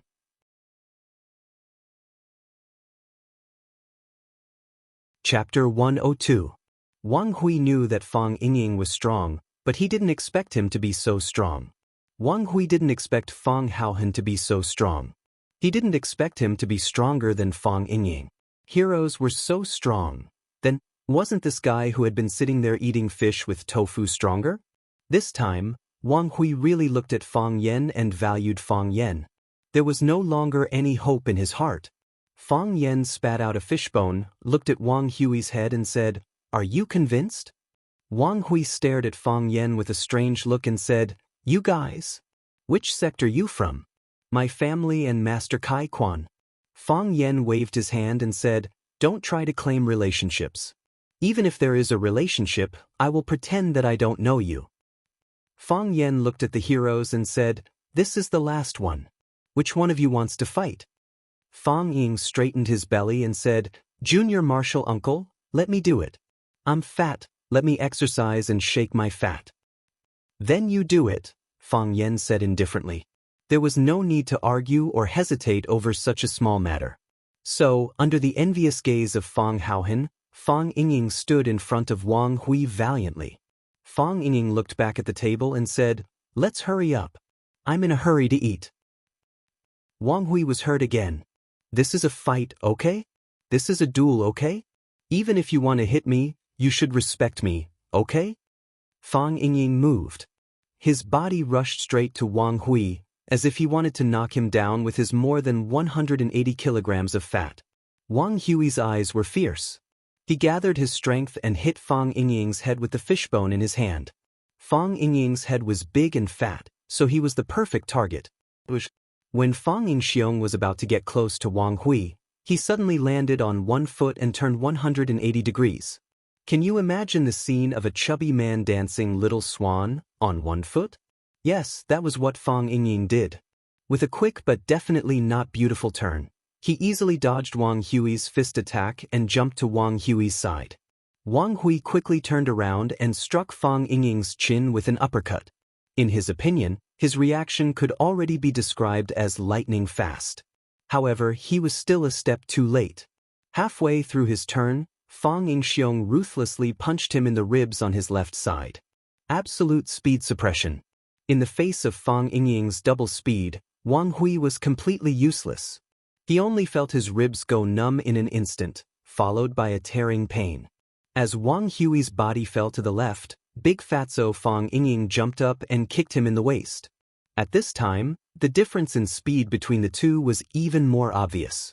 Wang Hui only did a simple uppercut, but Fong Yingying had already done several moves in a row. Clang! Wang Hui's fallen body smashed a three-legged stool. The stool went under the table and slammed into the wall. Only then did Wang Hui cry out in pain. His head hit the chair and the skin broke. Blood seeped out and quickly soaked his short hair red. Fong Yingying pulled Wang Hui's leg and dragged his body away from the table. Then, he sat back in his original position and shouted, "Fong Haohan, eat slowly. You've eaten all the fish." Everyone would have more or less the desire to destroy in their heart. Sometimes, they would inexplicably want to smash everything in front of them. Because of the arrival of the heroes, Fang Yen was in a bad mood today. However, after Wang Hui's torment, he felt that his good mood was gradually recovering. Thank Wang Hui, thank those strangers who are willing to bring you happiness. Fang Yen helped Fong Yingying pick up a piece of fish and said, "Eat slowly. If there's not enough food, we'll order more." Fong Ying nodded repeatedly and said, "Thank you, junior martial uncle." Su Bin stood in the corner of the box, in a trance. Until now, he had not been able to fully wake up. When the two sides fought, Su Bin was anxious and afraid. He was anxious because if they smashed the cups, plates, tables, chairs, and so on, how much damage would it be? He was afraid that if they accidentally hit him, wouldn't that be too unlucky for him? However, the battle ended just like that. The scene of heroes fighting wildly in his imagination did not appear. The scene of demons dancing wildly in his imagination did not appear.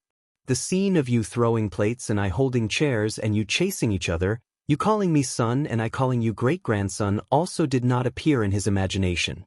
The side with fewer people rushed into the side with more people. After a series of punches and kicks, the side with more people all fell to the ground and died. It was like a tiger rushing into a flock of sheep, like a harvester driving into a corn field. It was like crushing dry weeds and smashing rotten wood. It's not good at all. Su Bin thought in his heart. Su Bin looked at the students who were lying on the ground and howling. After hesitating for a while, he still braced himself and walked in front of Fong Yen. He said, "Sorry to disturb you. Big brother, these people have also been beaten up. Should we send them to the hospital? It would not be good if their vital organs were hurt." Fong Yen raised his head and glanced at Su Bin. He said, "It makes sense. Give me another bowl of fish with tofu." "But fish with tofu?" "Yes. Give me another bowl of fish with tofu," Fong Yen said with certainty. Su Bin nodded and said, "I'll add it now. I'll add it now." He carefully passed through the many bodies on the floor of the private room, trying his best not to step on these martial arts school students. Don't look at them lying on the ground now. Usually, they were the ones who made others lie on the ground. Su Bin came in again. He looked at Fong Yen with an apologetic smile and said, "Big brother, the fish with tofu has been added. What do you think of these students?" "They are hostages," Fong Yen said. "What did you say?" Su Bin jumped in fright. Not only did these three guys beat people, but they also wanted to kidnap them? But how could there be a reason to kidnap a group of people? Even if they were kidnapped, there was no way to take them away, right? You heard it just now. They went to get reinforcements, Fong Yen said. That's right. Su Bin was anxious. Brother, I say you guys should hurry up and leave. The students of glory are very fierce. If they surround you, go where? Fong Yen said with a smile. I work here at Rosefinch Secondary. Where can I go? You are a student of Rosefinch. You don't look like a teacher? Su Bin asked doubtfully. There was one more sentence that he didn't dare to say. Fong Yen didn't look like a teacher either. He looked too young. I'm a teacher. A language teacher, Fong Yen said with a smile. I'm Fong Yen. I'm very famous in the school. You'll know once you ask around. I'll ask around later, Su Bin said fawningly. But I don't like you, Fong Yen said. You just invited my friend out to perform, Fang Yen pointed at Fang Haohan and said, "He can indeed eat glass. But do you think his kung fu is used for performance?" Su Bin shook his head quickly. Fang Yen glanced at Wang Hui, who was lying on the ground, and said, "Didn't you want to see a performance? Are you satisfied with this performance?" Wang Hui's eyes were fierce, but he didn't dare to fight back on the spot. He knew that he was screwed today. His kung fu wasn't on the same level as these three people. This is martial arts. Fang Yen suddenly raised his voice. Fang Yingying and Fang Haohan, who were burying their heads in food, were shocked. The students of glory who were lying on the ground moaning or pretending to moan also trembled. "Is martial arts for you to drink and liven things up?" Everyone was silent. Fang Yen pushed his chair away and stood up. He walked in front of Wang Hui, looked at him and said, "Bullying businessmen, extorting students, doing these dirty things all day. Is this the ultimate purpose of your kung fu? Do you have the pride and dignity of a martial artist? Do you have the martial art moral training and a little bit of shame? When your body is strong, your brain is atrophied. Don't you need face? Do you believe that I won't cripple your kung fu?" Wang Hui and the others looked at Fang Yen in shock. This guy could cripple people's kung fu? Just like the peerless masters in TV and movies? Even Fang Yingying and Fang Haohan looked at Fang Yen with curiosity, as if they had discovered a new continent. Fang Yen smiled awkwardly and said, "I accidentally said it. I often see this sentence on TV and wanted to try it. If I break your hands and feet, do you think you'll still have kung fu?" Everyone was shocked. So what he meant by crippling people's kung fu was breaking people's hands and feet. It was too cruel and not advanced. There's always someone stronger than you, and there's always someone stronger than you. You think you're very good at fighting, but what if you meet people like us who are even better at fighting? You beat people down and we beat you down. Don't you feel humiliated? Don't you feel uncomfortable? I don't care if you feel humiliated or not. Anyway, I can't feel it, Fang Yen said. I've never been defeated by anyone before. Fang Yingying and Fang Haohan spat out the fish in their mouths at the same time. Seeing Fang Yan's murderous gaze directed at him, Fang Yingying hurriedly shouted, "Water! Give me water! It's so spicy! This fish is too spicy!" Fang Haohan didn't like to talk, but his brain's reaction speed wasn't slow. He picked up the teacup in front of him and gulped it down. "I ate a chili," Fang Haohan said after finishing the water in the teacup in one gulp. At this moment, a commotion came from outside the private room.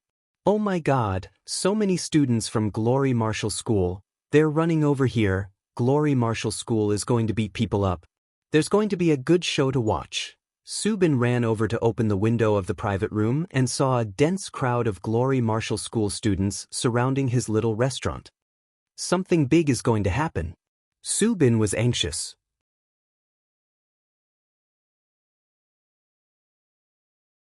Chapter 103. Something big was about to happen. Just as Wang Hui had said, the students of the martial arts school were very united.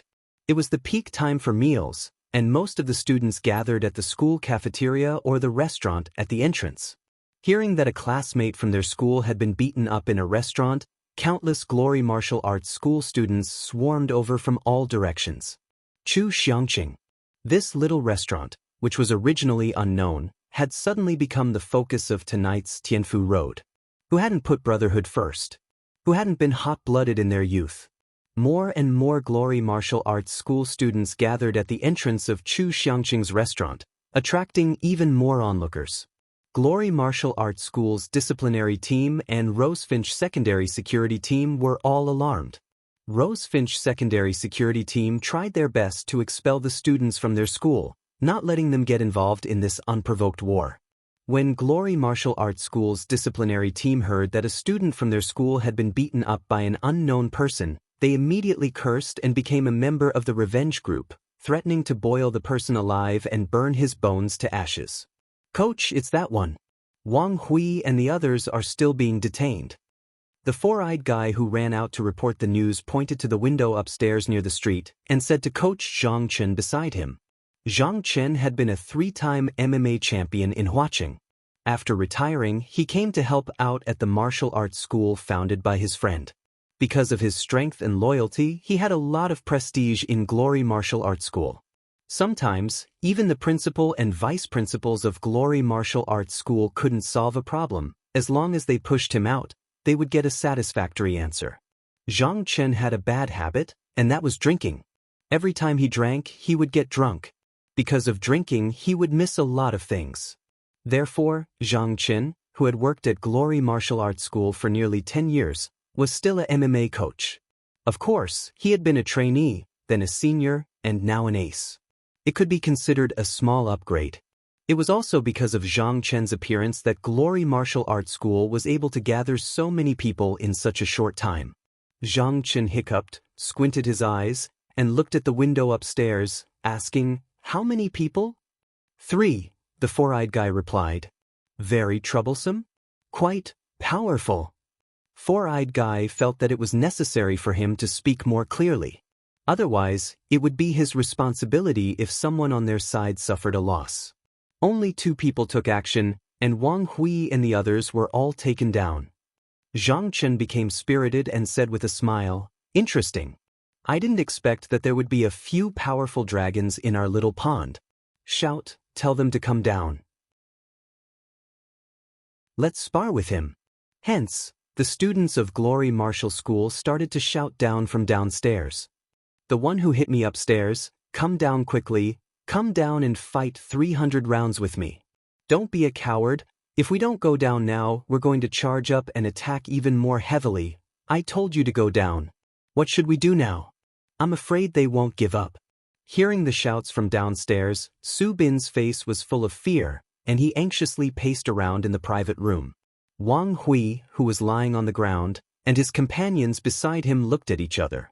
Everyone's eyes were filled with ridicule and joy at the prospect of revenge. They're going to be out of luck. They communicated with their eyes. "They're going too far," Fang Yan said as he stood by the window and looked at the foul-mouthed martial arts school students. "They're going too far," Fang Yingying said in agreement. "When has our Fang family been bullied so pathetically before?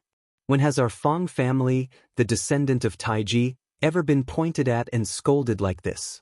We want glory, we want to fight, we definitely can't be cowards." "Yes, that's right." Fang Yingying and Fang Haohen nodded repeatedly. "We can't just let this matter go like this," Fang Yan said. "We definitely can't." Fang Yingying and Fang Haohen looked agitated. Fang Yan glanced down the window again, his eyes fierce, and said coldly, "Call the police." Fang Yingying agreed and nimbly took out his phone from his pocket. The 2 of them cooperated very well, and there was no pause in between. Su Bin originally wanted to persuade Fang Yan to turn a big problem into a small one. He wanted him to go out and apologize, say some soft words, pay for the medical fees of the students, and set up a few tables of food and wine, so that he wouldn't have to suffer. When he heard Fang Yan say something about the Fang family and the descendant of Taiji, he cursed in his heart. It seemed that a fierce battle was inevitable today, and things were developing towards an uncontrollable situation. But why did he call the police? Wasn't that what he was trying to say to persuade them? Say it yourself, and make me, the mediator, look stupid and incompetent, okay? Su Bin wanted to confirm if he had heard wrong, but Fang Yingying had already taken out his phone and started to call the police. Comrade police, come and save us. My friends and I are eating in a restaurant and we're surrounded by hooligans." "How many people?" "There are hundreds of them. They've surrounded the entire restaurant. It's opposite Rosefinch Secondary, and it's not good for something like this to happen at the school's entrance." Yes, they're shouting that they're going to charge in, and we're trying our best to block the door and not let them in."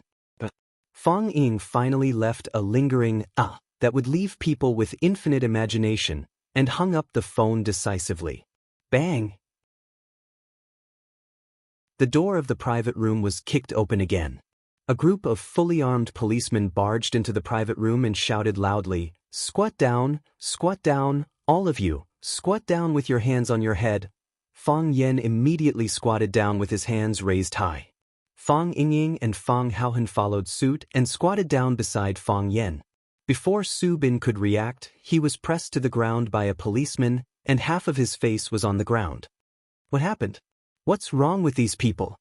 A middle-aged policeman pointed at Wang Hui and the others lying on the ground and asked, "Police comrade, you've arrested the wrong person." "The wrong person?"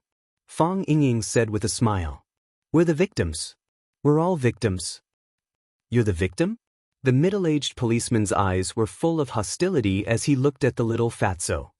"You're the victim, what are they?" "They're the perpetrators," Fang Yingying said as a matter of fact. "They rushed into the private room and wanted to beat people, but we intercepted them." "Beat who?" "Me," Fang Yingying said. He pointed at Fang Yen and Fang Haohen and said, "They wanted to beat them." The middle-aged policeman sneered and said, "Not only did you successfully intercept them, but you also beat them up, right?" "Yes, that's it," Fang Yingying nodded and said. He thought that the quality of the police nowadays was still very high. Although they had just arrived at the scene, they had already seen the ins and outs of the matter. But the middle-aged policeman slapped the table and shouted angrily, "Do you think this is a game?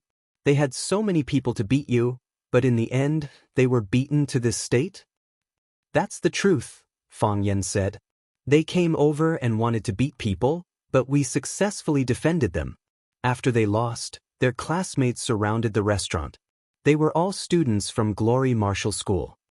Fang Yen had a general understanding of Glory Martial School, but he knew that to be able to rush over so quickly after they called the police, it was obvious that the police station wasn't far from here. They should have a clearer understanding of Glory Martial School.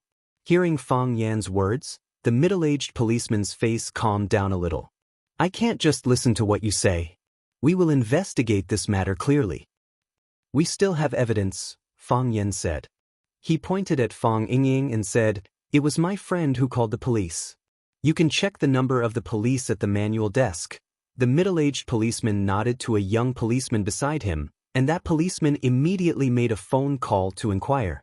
Very quickly, the number of the police was reported back by the manual desk. As soon as they made another call, the phone in Fang Yingying's pocket rang. "I have other evidence," Fang Yen said. He took out his phone from his pocket and played the video.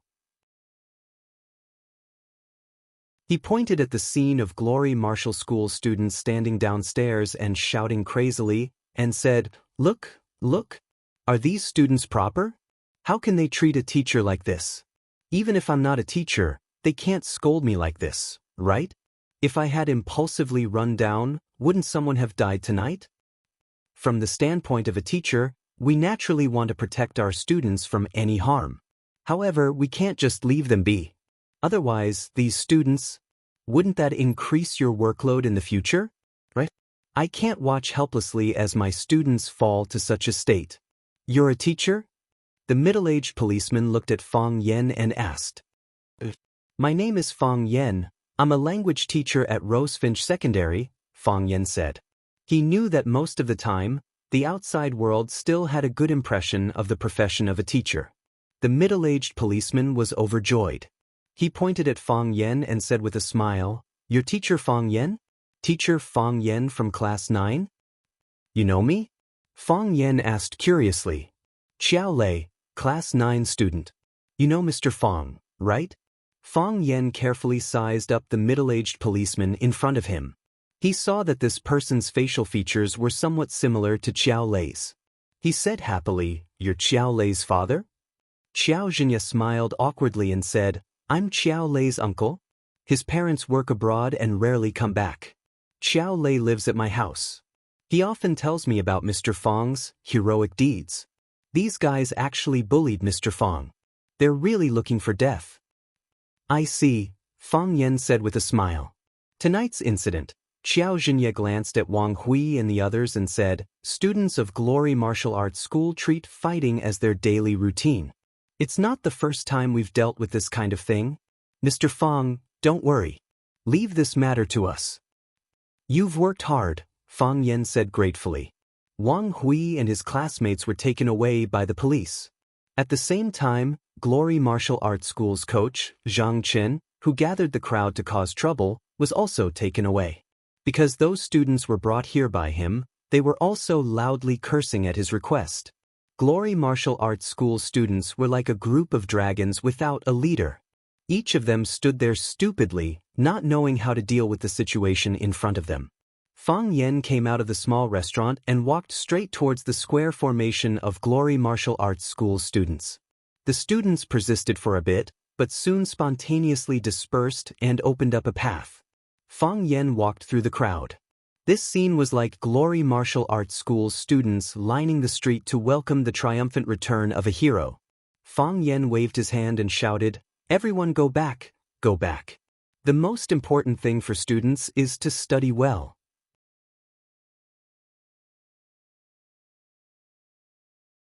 Chapter 104. Police Station. Tianhe Branch Office. There was a cigarette between his fingers. The smoke emitted quickly filled the small interrogation room with smoke. There was a pile of extinguished cigarette butts in the ashtray. Zhang Qin, who rarely smoked, was especially addicted to cigarettes today. He felt that there was a stuffiness in his chest that he couldn't vent. Qiao Zhenye couldn't take it anymore. He walked over to open the window of the interrogation room to get some fresh air. "Captain Xiao, what's the meaning of this? We didn't provoke anyone. A student is going to celebrate his birthday. We were just going to have a birthday drink. Is this also illegal?" "Have a birthday drink?" Qiao Zhenye sneered.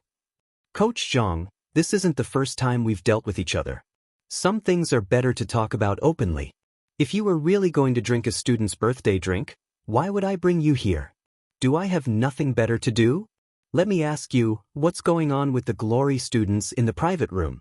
What's going on with so many Glory students surrounding the entrance of the restaurant? Even charging you for disturbing public order is considered a light punishment. A student from Glory Martial Arts School was beaten up in the restaurant's private room. I wanted to ask Captain Xiao what's going on. You're a police officer. Shouldn't you be the one to investigate this? As for the students at the entrance of the restaurant, they just happened to bump into each other. They just stood at the entrance for a while. How big of a deal could it be? See for yourself." Qiao Zhenye handed over his phone. Zhang Chen took the phone and saw that there was a video on the screen. He pressed the play button on the video. Then he and his students stood at the entrance of the restaurant, insulting and attacking the people in the private room, shouting for them to come down and get beaten up. The sound and image were clearly displayed in front of him. Zhang Chen slammed the phone on the table and shouted angrily, "Too treacherous. They actually dared to secretly record a video. This is a means of self-protection. Why can't they record a video?" Qiao Zhenye said sarcastically. He picked up his cell phone from the table and said, "My wife bought this cell phone for me. If I break it, you have to compensate me." Zhang Chen sighed and said, "Senior Marshal brother, I was tricked this time. You have to think of a way to help me." "Help you?" Qiao Zhenye sneered. "The witness and material evidence are all here. If we don't handle this fairly, won't they have anything to say? Besides, I can't do something like siding with your glorious martial school. Don't you know the morals of your glorious martial school students?" Qiao Zhenye and Zhang Chen were from the same sect, but the paths they took were completely different. Zhang Chen was more talented than Qiao Zhenye in Sanda boxing. After winning several championships in Sanda, he went to Glory Martial Arts School to be a coach. On the other hand, Qiao Zhenye quit early and relied on his own efforts to become a police officer. After many years of hard work, he had become the squadron leader of the Tianhe police station. His rank wasn't too high, but he had a lot of power. Zhang Chen frowned and said, "What's the background of the other party? You didn't even know who they were, and you went to beat them up with so many people?" Qiao Zhenye said, suppressing his anger. "I drank a lot at that time. Someone ran over and said that a student from the martial arts school was beaten up. I slammed the table and yelled for my brothers to come with me to get back at them. In the end, so many people came," Zhang Chen said with some regret. "You also know my temper. It's easy to mess things up when I drink too much.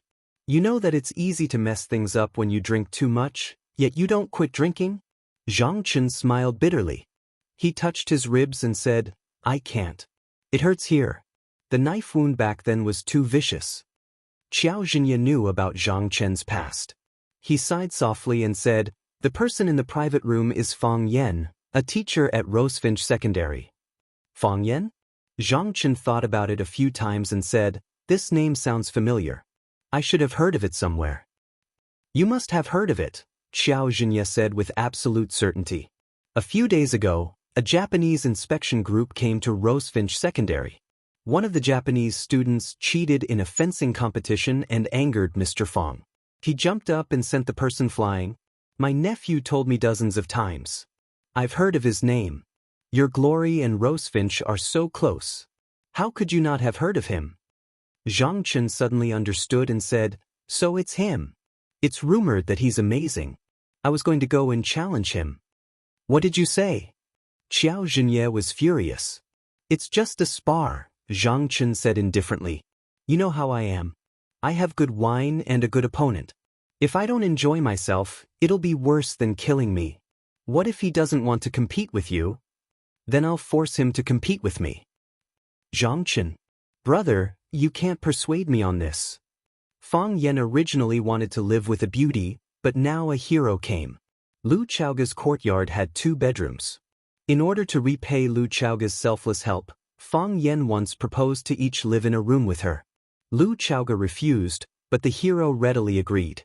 The hero's residence was settled, but Fang Yan had a new problem to worry about. What should he do in the future? He had to find a job for them.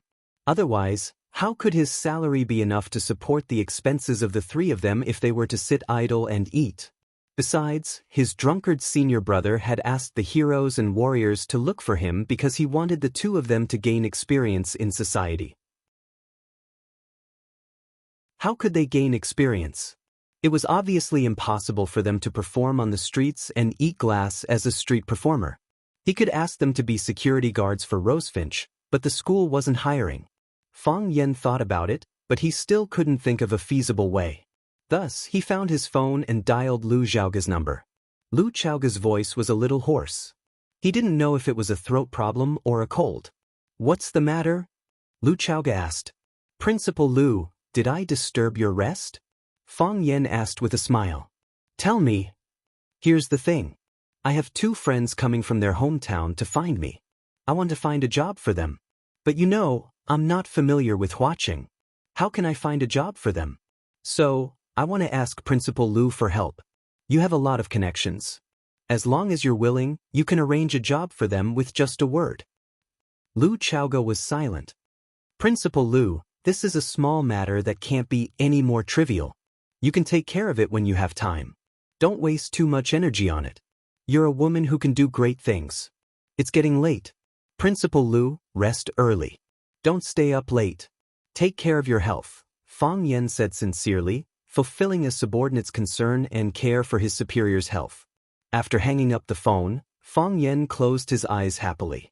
When you encounter a problem you can't solve, send it to the people who can. Early morning. The hero and the hero were practicing the cross plum blossom steps in the yard. Fang Yan was trimming the plants inside and outside the house. This was one of the 3 conditions that Lu Xiaoga put forward when she borrowed the house from him. He couldn't let this woman have an excuse to take back the house. The 3 of them were covered in hot sweat. After returning to their rooms and taking a shower, Fang Yan poured the medicinal concoction that he had brewed on the stove into a thermos cup. He waved at the heroes and warriors and said, "Let's go and have breakfast." So, the hero and the hero quickly followed. They were already hungry. After eating breakfast in the school cafeteria, the hero and the hero went back to practice. Fang Yan walked to the administrative building with the thermos cup. At the door of Lu Xiaoga's office, Fang Yan took the initiative to greet the beautiful secretary, Xiaomeng. "Good morning, Xiaomeng." "Good morning, Mr. Fang." Xiaomeng saw the thermos cup in Fang Yan's hand and asked with a smile, "Is this a breakfast of love for me?" Fang Yan shook his head and asked, "Has Headmaster Lu come to work yet?" "I just came in." Xiaomeng looked at Fang Yan and asked with a surprised face, "Are you going to give Headmaster Lu breakfast?" Headmaster Lu Xiaoga was the famous ice queen of the school. She had never been close to any young man. Did Fang Yan want to pursue Headmaster Lu? Wasn't this guy's guts a little too fat? Fang Yan waved his hand and said, "What does a child know?" Fang Yan didn't care what Xiaomeng was thinking. He went over and knocked on the door of Lu Chaoga's office. "Come in, please." Lu Chaoga's voice came out. Her voice was hoarse, not as concise and crisp as usual. When Fang Yen pushed the door and entered, Lu Chaoga was standing in the corner and trimming a potted plant. Fang Yen said with a smile, "Headmaster Lu really loves flowers. Among the people I know, you are the first." Lu Chaoga was wearing a black professional suit. Inside the tailored uniform was a snow-white vest. The outer coat was serious, and the inner lining was relaxed. It didn't look old-fashioned or too casual. Lu Chaoga was a natural clothes rack. Of course, the key was that she had a good-looking face. A good-looking person would look good in any clothes. The scissors in Lu Chaoga's hand stopped. She turned to look at Fang Yen and asked, "What's the matter?" "Headmaster Lu, I called you last night and heard something wrong with your voice. I chose a few Chinese herbs and made a pot of herbal tea for you. This tea can cure the early cold, moisturize the heart and lungs, and protect the throat. Try it. If the effect is good, I'll make a few more pots for you." Headmaster Lu stared at Fang Yen calmly and didn't speak. Fang Yen handed over the teacup and said, "Headmaster Lu, don't worry. I didn't make medicine for you to ask you to do something for me. I just respect your character and thank you for your care for me all the time." Lu Chaoga took the thermos and looked at Fang Yen and said, "Thank you for your medicine? I can't do it for you."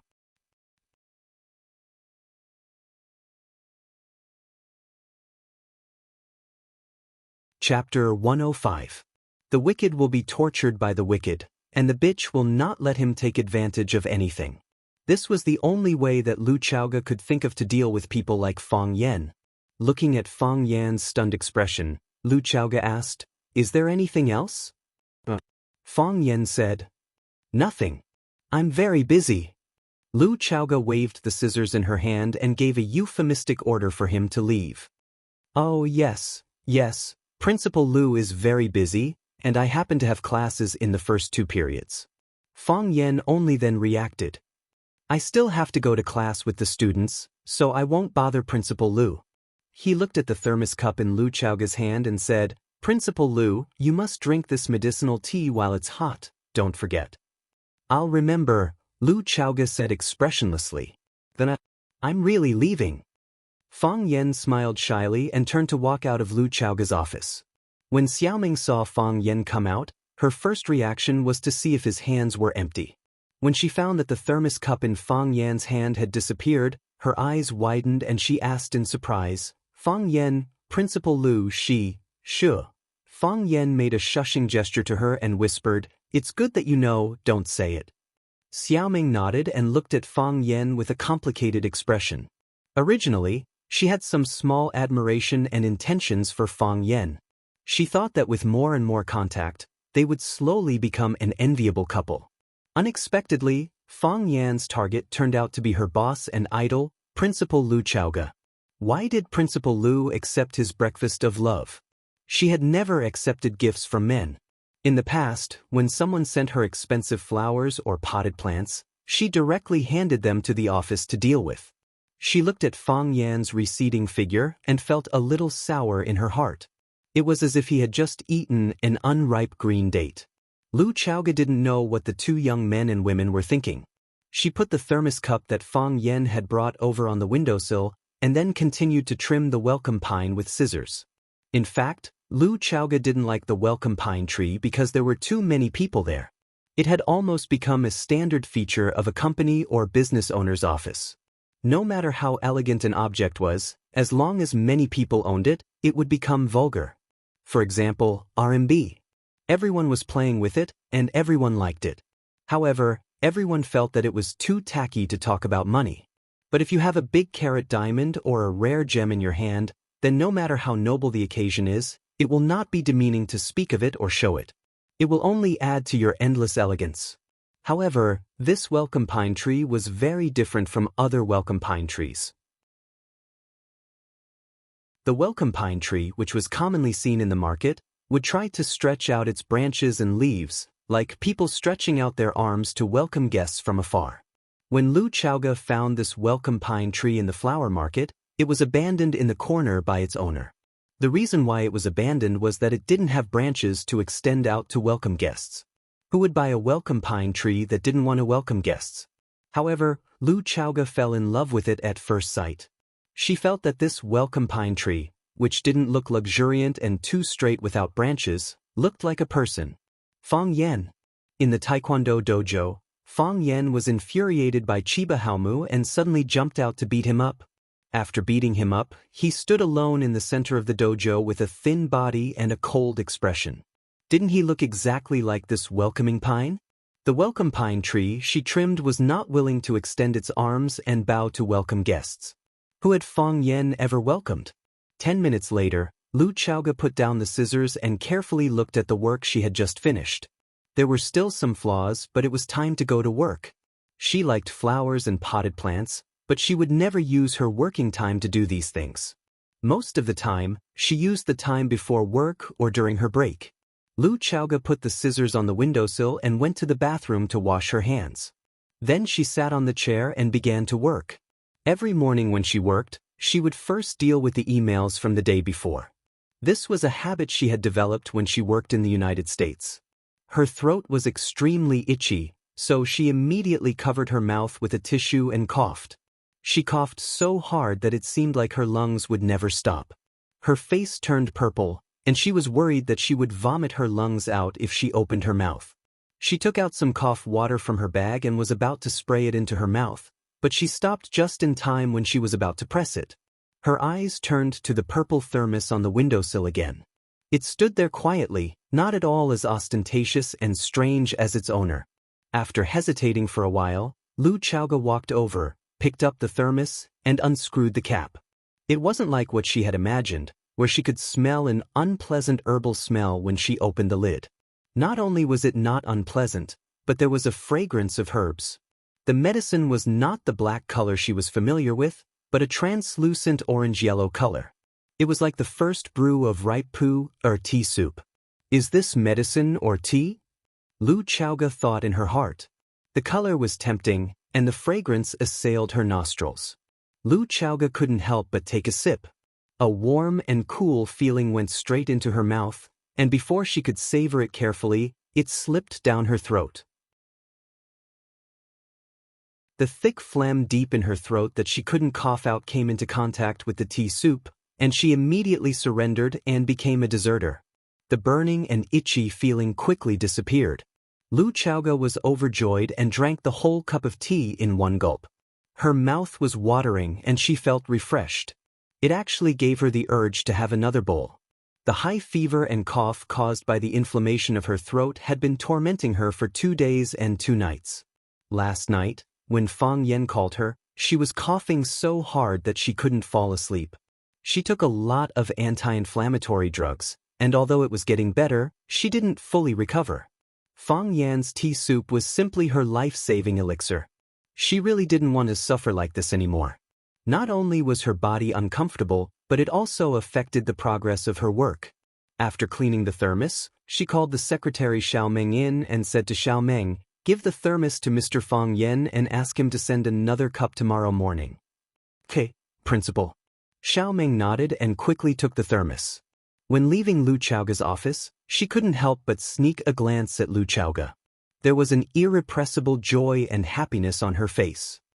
Principal Lu is in love. Xiao Meng thought in her heart. When Zhang Chen was teaching the students how to fight, someone shouted at the door of the classroom, "Coach Zhang, someone is looking for you."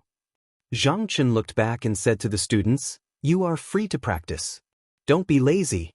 If I see anyone being lazy, you are not allowed to eat tonight. Prepare to run 50 laps on the field."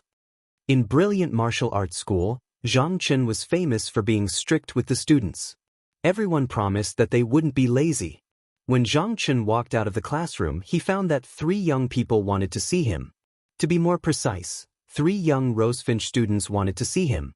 Although they weren't wearing Rosefinch's school jacket, they were wearing the school's pants. Zhang Chen looked at them vigilantly and asked, "Who are you? Why are you looking for me?" Could it be that he had a conflict with Fang Yan last night, and today his students came to take revenge for their teacher? The problem was, these 3 students, from their crooked posture, he could see that their lower bodies weren't stable. He could probably knock them all down in 10 seconds. These kinds of people wanted to help his teacher get back at him? However, what Zhang Chen didn't understand was that last night, it was clearly their brilliant martial arts school that was at a disadvantage. Why would Rosefinch be dissatisfied? Are you teacher Zhang Chen? Zheng Guodong asked with a smile, a fawning look on his face. Or you? Zhang Chen asked. I'm Zheng Guodong, Zheng Guodong said. My dad is Zheng Tiancheng, Rosefinch Secondary School board member. Zheng Guodong knew that if he only said his name, Zhang Chen probably wouldn't put him in his eyes at all. However, if he said his father's name, Zhang Chen couldn't help but look at him in a different light. He had used this move countless times, and it worked every time. Zheng Guodong pointed at Li Yang and Qin Tao and said, "They're my friends. Why are you looking for me?" Zhang Chen was even more confused. Why was Zheng Tiancheng's son looking for him? To recruit him as a bodyguard? We heard about what happened last night, Zheng Guodong said. Zhang Chen frowned and said, "What? You want to take revenge for your teacher? I'm afraid the three of you aren't qualified, right?" "Teacher Zhang, you misunderstood," Zheng Guodong explained with a smile. Seeing that Zheng Guodong was still brooding over what happened last night, he knew that they were right to come. "We're very dissatisfied with some of Fang Yan's practices in the school. This guy is a beast in human clothing. On the surface, he says one thing, but in the dark, he does another. The teachers and students in the school don't like him. We think, if Teacher Zhang wants to find Fang Yan to compare notes, we can help to provide some convenience. If Teacher Zhang needs, we can even trick him to come out to the place you specify." Zhang Chen's eyes narrowed and said, "You mean, you want me to challenge Fang Yan and teach him a lesson? Is that right? You're his students?" "We're all students of Class 9. But, we won't admit that we're his students," Li Yang said angrily. "We won't admit that he's our teacher. He doesn't deserve it. Isn't the teacher-student relationship the best?" Zhang Chen grinned. "It's not that he doesn't deserve it, it's that you don't deserve it." Zheng Guodong was dumbfounded. This was different from what they had imagined.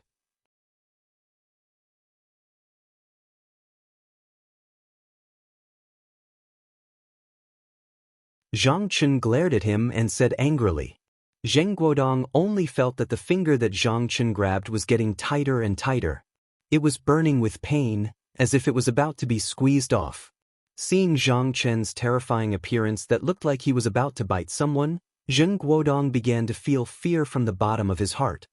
His face was pale and he said shakily, "Don't help. If you don't want us to help, then forget it. We were just saying." Zhang Chen grabbed Zheng Guodong's finger and didn't let go.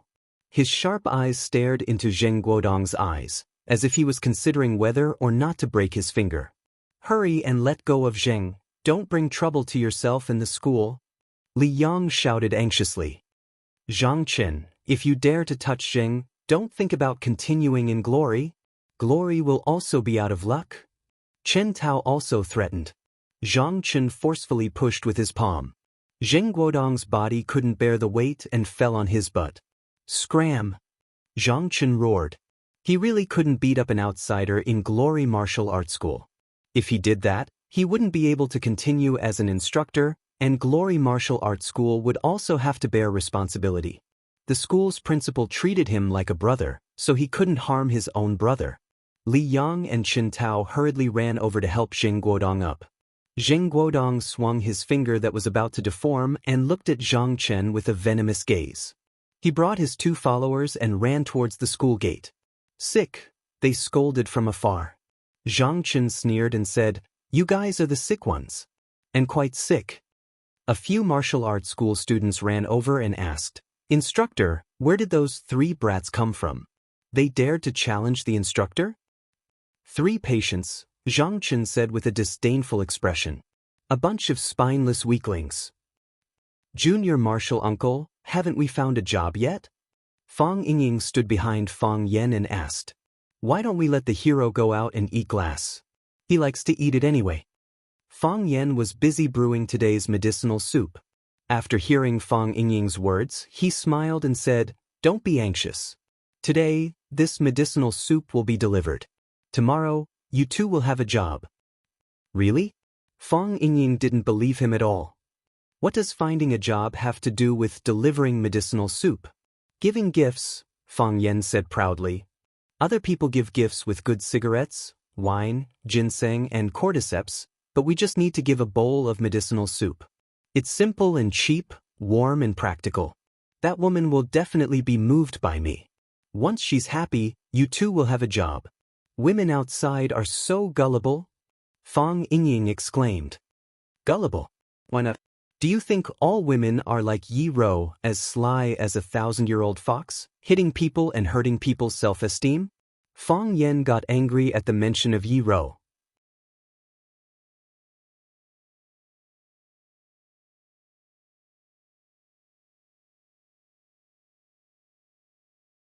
Fang Yan asked, Junior Marshal Uncle? I can't do it. I'm used to it.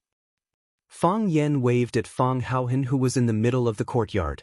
Fang Haohen with a poker face walked in front of Fang Yan in a few steps. How did she get in? Fang Yan asked. She walked in. Fang Haohen answered honestly. I'm asking how she walked in. Fang Yan was angry. He pointed at the door of the courtyard and said, Does she know Qinggong or can she walk through walls? Neither. Fang Haohen shook his head with a serious expression. She walked in. You opened the door for her, didn't you? Fang Yan had to make the question clearer. This guy didn't understand the subtext of his words at all. Fang Haohen nodded. Then why didn't you tell me? You let a strange woman into our courtyard for no reason? Weren't you afraid that she would do something dangerous to us? Fang Haohen thought for a moment and said, She can't beat us. Knock, knock, knock. Someone knocked on the wooden door of the small courtyard. Fang Yan was stunned for a moment and quickly rushed over. He opened the door and said, Principal Lu, listen to my explanation. Baldy, why are you standing at the door sneakily? Baldy felt very wronged and explained, I'm just standing at the door. I'm not sneaky. He took out a paper card that looked like an invitation and handed it over. He said, This is a letter of challenge from someone else. Fang Yan turned around and said, Just say you didn't see me.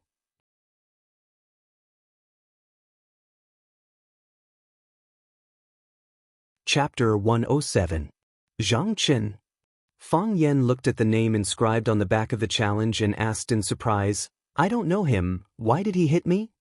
The corner of Baldy's mouth twitched and he said, He didn't hit you, he wanted to compete with you. Do you think I'm stupid? Fang Yan sneered. I just had a conflict with Glory Martial School, and now they're sending me a challenge. Don't they just want to beat me up after defeating me? They're doing it for revenge, and they're finding a dignified excuse for it. This kind of hypocritical and cunning villain, I don't even want to fight with him. Baldy thought about it, and it really did seem like it. Mr. Fang really understands human nature, you can predict things like a god. Baldy grinned, revealing 2 rows of neat yellow teeth. If it were me, I would do the same, Fang Yan said. Fang Yan handed the challenge back to Baldy and said, Just pretend you didn't see me. No way, no way. Baldy waved his hand to refuse. Zhang Chen came early in the morning, and he's been waiting in front of our security office for an hour. He said if you don't accept the challenge, he won't leave. Fang Yan said indifferently, If he doesn't want to leave, then he won't leave. He can stand for as long as he wants. The land and sunlight are all free. If you're in a good mood, pour him a glass of water. If you're in a bad mood, talk to him more, and waste his saliva. If he's thirsty, he'll naturally go back. He's a living person standing there all the time, how bad would that be? That's the job of your security office. Just chase him away on the grounds that he's affecting the security office and polluting the eyes of the students. You said the students are scared when they see him. He won't leave, Baldy said with a bitter smile. If it was someone else, we could think of a way to send him away. But if it's Zhang Chen, we really can't do that.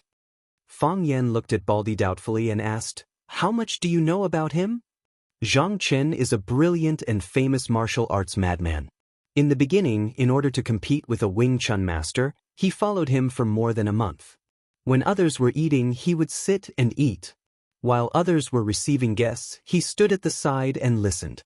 Wherever others went, he followed. That expert couldn't stand it anymore.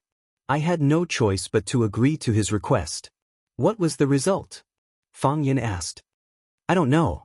Baldy shook his head. They are competing in secret. We don't know the result. There's no news about it.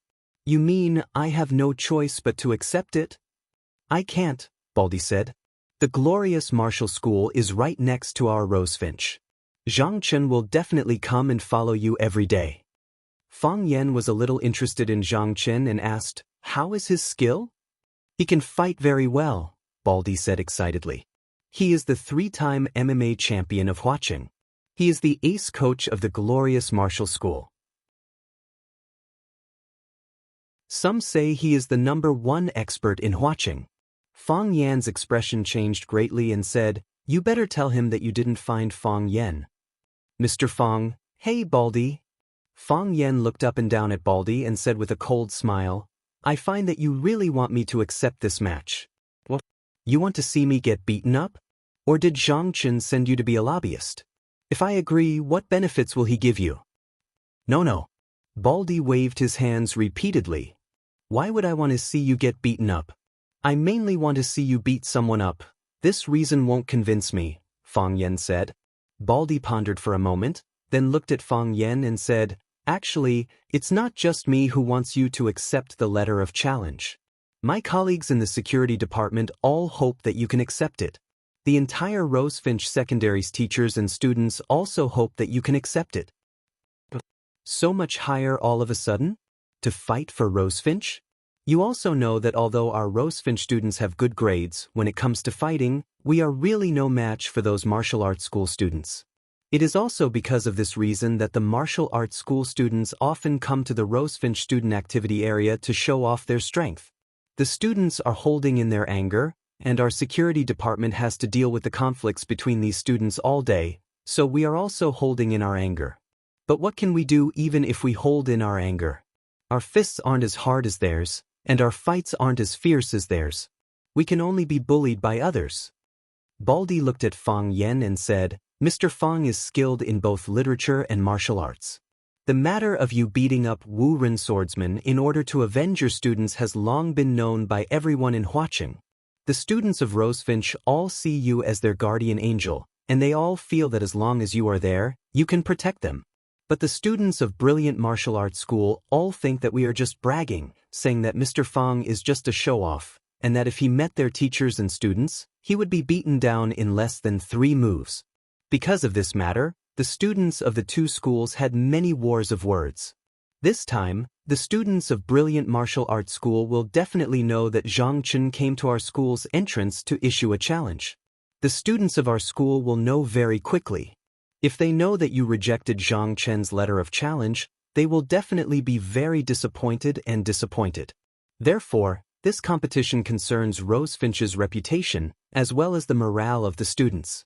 We all hope that Mr. Fang can step forward bravely and fight for our honor and dignity. My personal honor doesn't matter much, but since it concerns Rosefinch's honor and dignity, I will not shirk my duty, Fang Yan said with a serious expression. Mr. Fang agreed? Baldy was overjoyed. Fang Yingying, Fang Yan shouted. Here, the short and fat Fang Yingying ran in front of Fang Yan and said, Junior Martial Uncle, you were looking for me? Are you willing to fight for Rosefinch's honor and dignity? Yes, Fang Yingying shouted loudly. But why should I fight for Rosefinch's honor and dignity? I have nothing to do with Rosefinch. Then fight for me, Fang Yan said. He stuffed the letter of challenge in his hand into Fang Yingying's hand and said, You can only win, you can't lose. Fang Yingying and Baldy looked at each other and didn't know what to do. Fang Yan looked worried and said, Principal Lu is angry. What should I do to please her?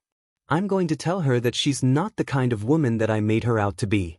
She won't believe me if I tell her that she's not the kind of woman that would cry and laugh at the slightest bit of kindness. But she has never promised to marry me. Mr. Zhang, you should go back first. Baldy has gone to find someone for you. We will inform you when we find him. Yes. You are standing in front of the school gate, and all the students are looking at you. If the school leaders know, we will be scolded again. Zhang Chen was indifferent to Rosefinch's security guard's persuasion. He said, "I will not leave until Fang Yen comes out." "Mr. Zhang." "Hey, Baldy is back," a security guard said, pointing to the wall.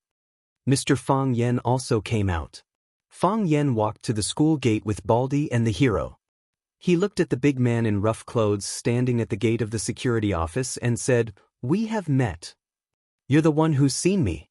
I've never seen you before." Zhang Chen stared into Fang Yan's eyes. That night, he brought people to block the door of Chu Xiangqing's restaurant.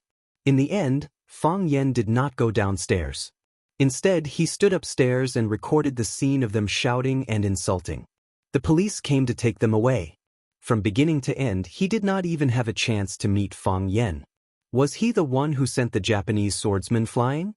Was he the legendary Tai Chi master? You could not tell from his appearance at all. He was gentle and handsome, thin and tall, and his face was too young. No matter how you looked at him, he did not look like a peerless master. However, Zhang Chen's intuition told him that this was the person he was looking for. He felt danger. His body reacted subconsciously. Fang Yan also recognized Zhang Chen in front of him. It was the man he saw in front of the window surrounded by brilliant students. He said with a smile, "So it is you. I even took a photo of you." Zhang Chen felt a pain in his chest, as if he had been stabbed on the spot. He said, "Those photos are still in the police station." "You see, you already have a criminal record in the police station. You still want to hit me. Isn't it too risky?" Fang Yan said with a smile. He had handed the video to the police to prevent these guys from taking revenge. "I am a challenge. A fair and square challenge." Zhang Chen was not used to Fang Yan's way of saying things, so he could only directly state his intention. Our martial arts association often organizes competitions to compare notes. This is legal. "Is it legal to hit people?" Fang Yan said angrily. "Is it legal for me to hit you?" "It is also legal," Zhang Chen said. "The premise is that you can knock me down." "Hearing you say that, I am relieved," Fang Yan said. "The original intention of practicing martial arts is to strengthen the body and protect the family. Fighting and killing in our spare time is not what people like us do. Although I've never fought with anyone before, since you're so persistent, I'll fulfill your wish. Where shall we fight?" Zhang Chen did not expect Fang Yan to agree so readily. His face was full of joy as he said, "Brilliant Martial Arts School has a special competition hall. If you have any concerns, you can choose the location." He was worried that if he arranged the competition venue at Brilliant Martial Arts School, Fang Yan would not be happy. After all, it was an away game.